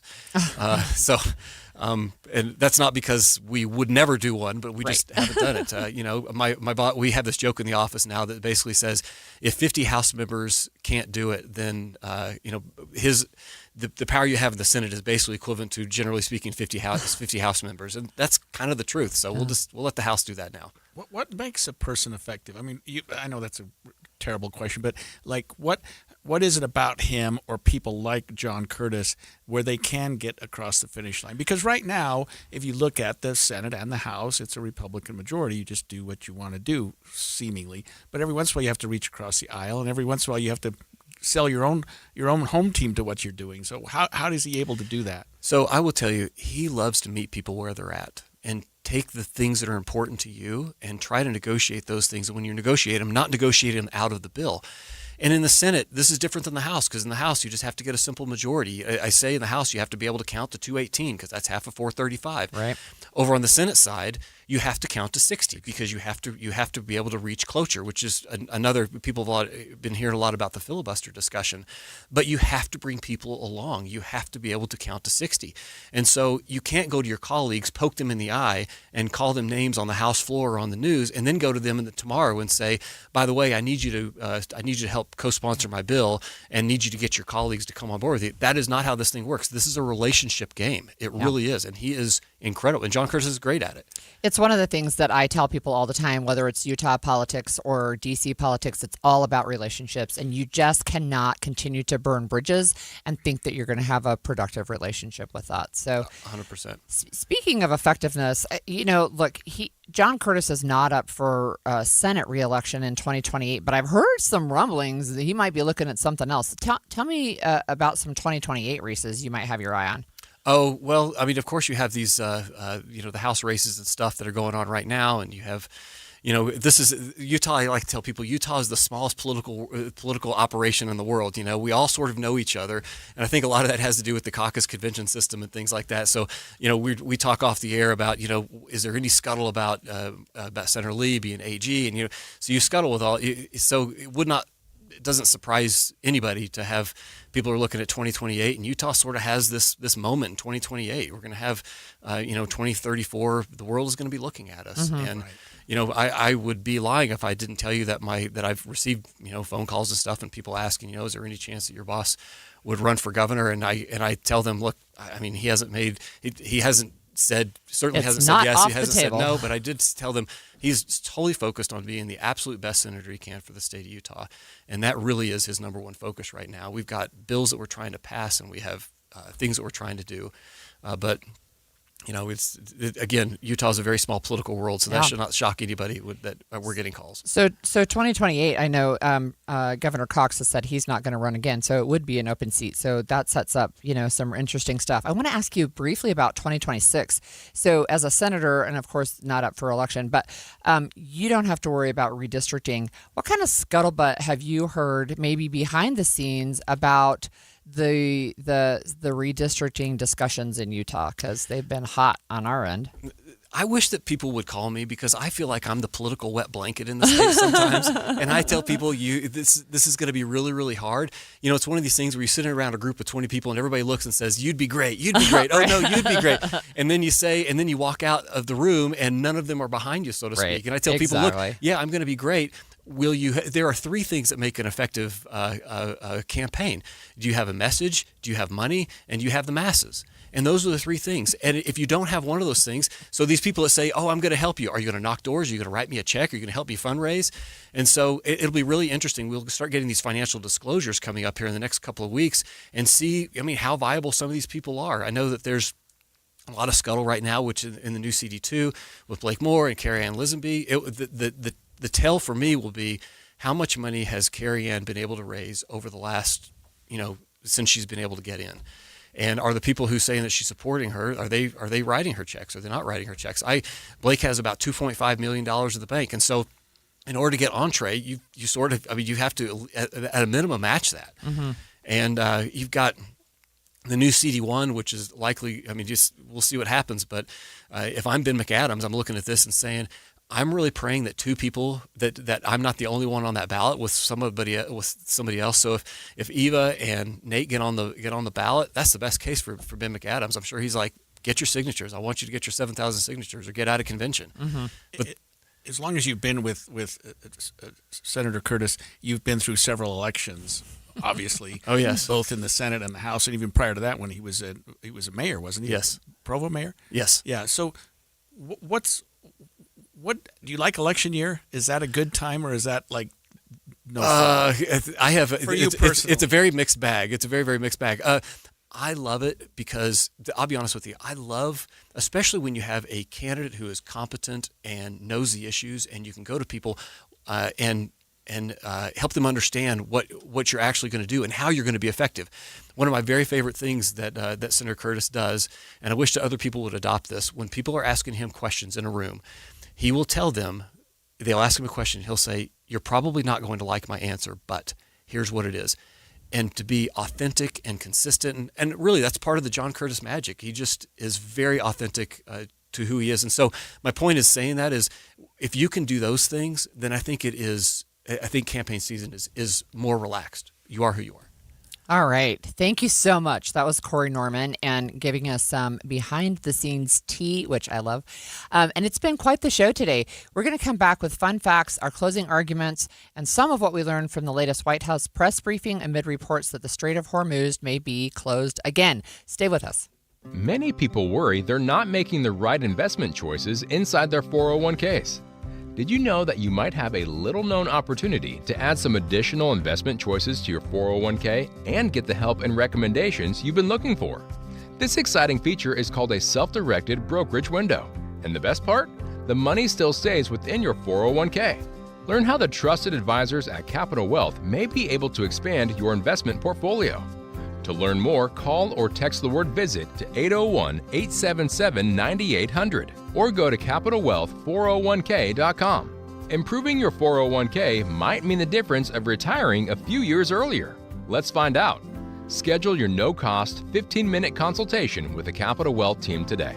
Call or text the word VISIT to 801-877-9800 or go to CapitalWealth401k.com. Advisory services offered through Capital Wealth Advisors, LLC, a state of Utah registered investment advisor. KSL Broadcast Group contests are open to participants 18 years of age and older that are residents of Utah, unless otherwise specified. Employees or agents of the station, Bonneville International Corporation, other area radio stations, or any entity associated with the contest may not enter. Persons who have won in the last 30, 60, or 90 days from a station contest or event may not be eligible. Full general contest rules are available at kslnewsradio.com/contests. What are you doing every day to support your liver? If you enjoy sweets, fast food, alcohol, or take any medications, that's a vital question to ask. Hi, I'm Sherry Torkas, pharmacist and health author. For over 30 years, I've helped people make informed decisions about their health, especially concerning prevention and long-term wellness. Supporting your liver isn't just a wellness trend, it's a daily essential. That's why I recommend Active Liver by New Nordic. It's made with plant-based ingredients like milk thistle, turmeric, and globe artichoke, herbs clinically studied for their protective and restorative effects on the liver. Active Liver blends traditional herbal wisdom with modern scientific research. Not all supplements are created equal. I trust Active Liver because it's backed by science, meets strict quality standards, and delivers true daily liver support. Active Liver is available online at Amazon or NewNordicUSA.com, or you can find it in stores at CVS, Meijer Grocery, Wegmans, and now Active Liver is available at your local GNC. Stolen Voices of Dole Valley, a gripping new 9-part investigative podcast about a serial killer you've probably never heard of, Warren Forrest, a sadistic predator who prowled the Pacific Northwest in the early 70s. He hid behind the deeds of Ted Bundy, and he's only been convicted of 2 murders, but is suspected of many more. Since the release of Stolen Voices of Dole Valley, a witness identified in the podcast could lead investigators to the remains of Jamie Grissom. He ran into the woods. He said he stumbled. As he fell down, he looks up and sees the body of a young woman. And now the FBI is testing forensic evidence that had been collecting dust for decades. This cold case is now red hot. Binge the entire season of Stolen Voices of Dole Valley right now, wherever you get your podcasts. And make sure to hit that subscribe button so you don't miss out on the latest breaking news. My name is Dale Pazinski. I volunteer with United Way to help the homeless in my community learn computer skills and build a basic resume. I don't just wear the shirt, I live it. Give, advocate, volunteer, Live United. Go to liveunited.org. Brought to you by United Way and the Ad Council. This is Derek Miller speaking on business. Utah Associated Municipal Power Systems, commonly known as UAMPS, helps local utilities in Utah and nearby states provide reliable, affordable electricity. They plan energy projects, support renewable initiatives, and strengthen the grid, making sure communities have power they can count on. Director of Government Affairs Michael Squires joins us with more. UAMPS is an energy services interlocal entity representing 37 community-owned electric utilities throughout Utah.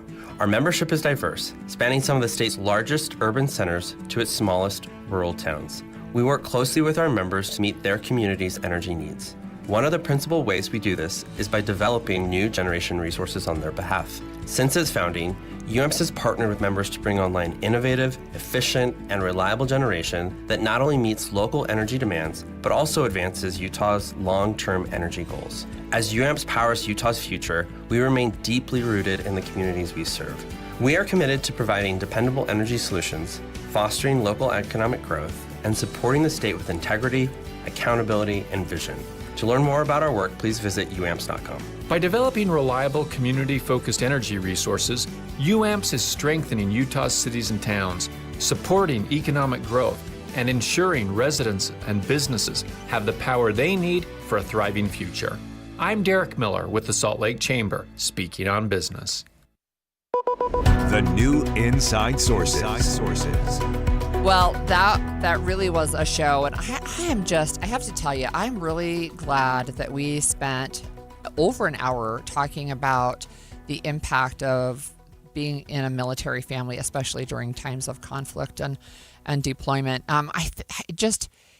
It's an important conversation. We're going to continue that conversation tomorrow as well, because we're going to talk about the economic impacts. We'll be talking with an economist and with a financial planner, and we're going to talk about some of that. But first, I wanted to just note that Press Secretary Caroline Leavitt has been giving a press conference. She's still answering questions, but we have a little summary of what she has said. So some of what she said is that the public reports that are coming from Iran, they're false. That's not what's being talked about behind closed doors. You might imagine that that's the case. Yeah, and she said that, first of all, she's been saying and we see this on all the press, that it's completely unacceptable for Iran to reclose the Strait of Hormuz right into her press conference. And I don't know what people thought was going to happen.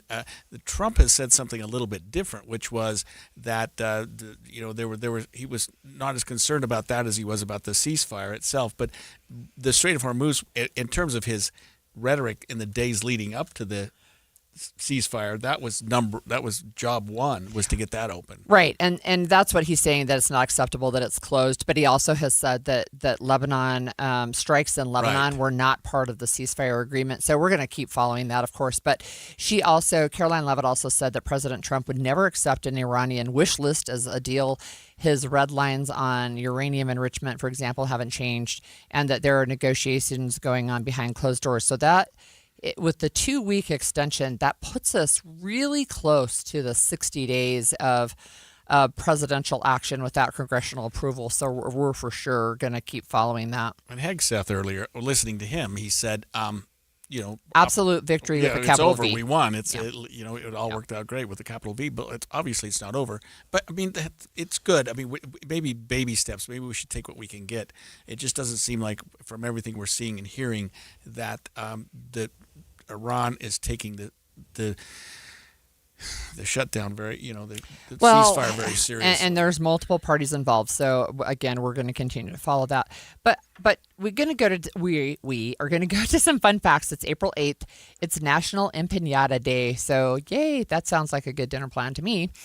I wanted to also say that last night, I'm not a big sports person, but last night the Utah Mammoth pulled off what they're calling a massive win in overtime against the Edmonton Oilers. And apparently they'd had a hard time against that team. Yes. That they haven't been able to beat them, and suddenly they did. And suddenly they did in overtime. And so I see the sports writers and reporters are like, woohoo, it's so great. Did you hear about the Zamoth? Yes.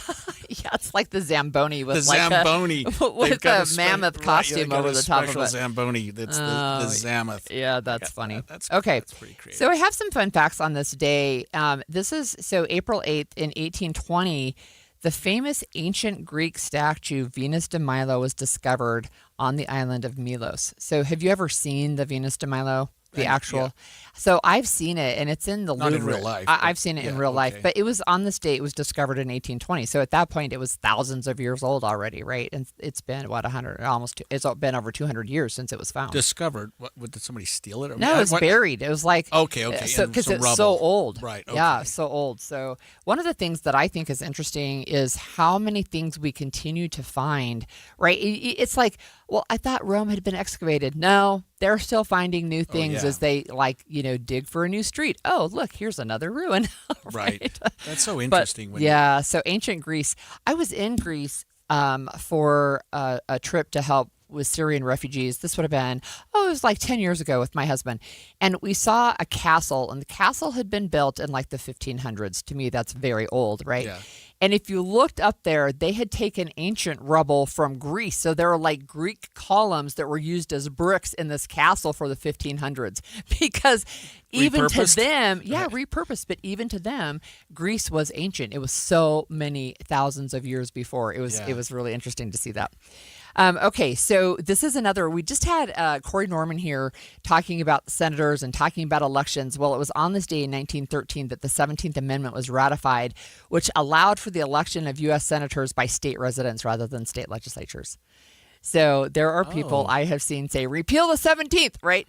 Well, that is what allows the people of the state who are voting to select their senators instead of the state legislatures, because at the beginning of the United States, I had no idea that was ever the case. Actually, until 1913, like I said, that was the case. And so the state legislatures, the representatives were elected by popular vote, but the state legislature would choose their senators.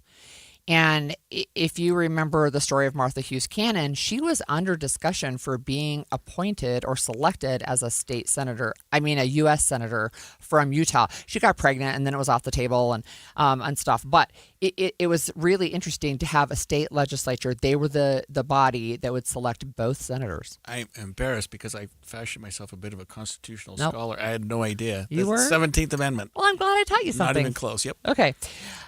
So this one, in 1935, FDR authorized the Emergency Relief Appropriation Act. It authorized work relief programs. So remember, like trying to come out of the Great Depression and still struggling economically. It was one of the things that the government did to say, hey, we're going to put people back to work.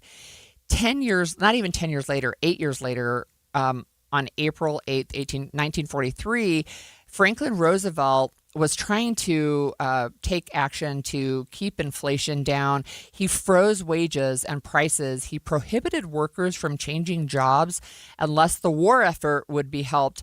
And he barred rate increases to basically like public utilities and stuff. So he was like, we're implementing price freezes and wage freezes and, because we're going to keep inflation down because it was the middle of World War II. All right. 1974. I've got to hurry. I have a sports trivia. Hank Aaron broke Babe Ruth's all-time home run record, and it was on this day in 1993. And here's my space trivia. Astronaut Ellen Ochoa became the first Hispanic woman in space, and I included this quote from her today in my newsletter. What everyone in the astronaut corps shares in common is not gender or ethnic background, but motivation, perseverance, and desire, the desire to participate in a voyage of discovery. Totally pertinent for the moon joy that we're experiencing with Artemis 2. Absolutely. Well, that home run record by Hank Aaron lasted for some time until it did. Mark, what's his name? I forget. But anyway, don't know. Somebody broke it. Yeah. Anyway, I shouldn't have even mentioned that because now I've forgotten his name. 61. You know, we left the stage yesterday with 6 hours before there was going to be some complete annihilation of Iran, and we woke up this morning to find out that it hadn't occurred and that there was a quote ceasefire. There have been so many nuances to this ceasefire that it's hard to say if it even exists. But I guess with respect to the fact that the United States didn't go on this blitzkrieg and just totally attack Iran, it was a good thing. But the devil's always in the details. We say that as lawyers all the time, but this particular ceasefire is no exception to that, because bombing has continued.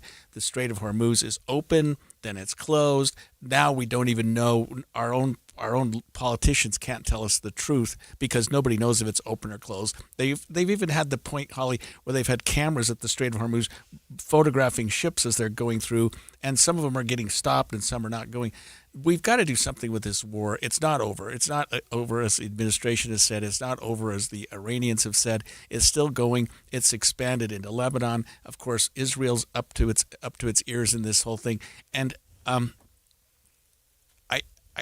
we talked about how war affects families and children, and it's unfair to families and children. And I say this as a father of a son who is a colonel in the United States Air Force, that every day when something like this happens, and every day when we get closer to war, I think, please don't send my boy away. I mean, I've been to visit him in South Korea, and I've talked to him when he was in Afghanistan, and I've seen what he's done and what he's seen.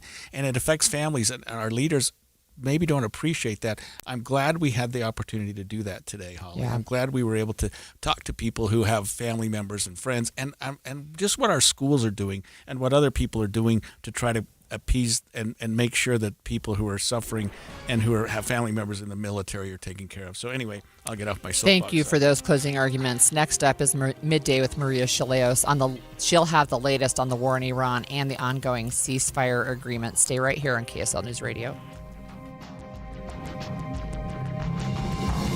KSL FM Midvale. KSL Salt Lake City. From the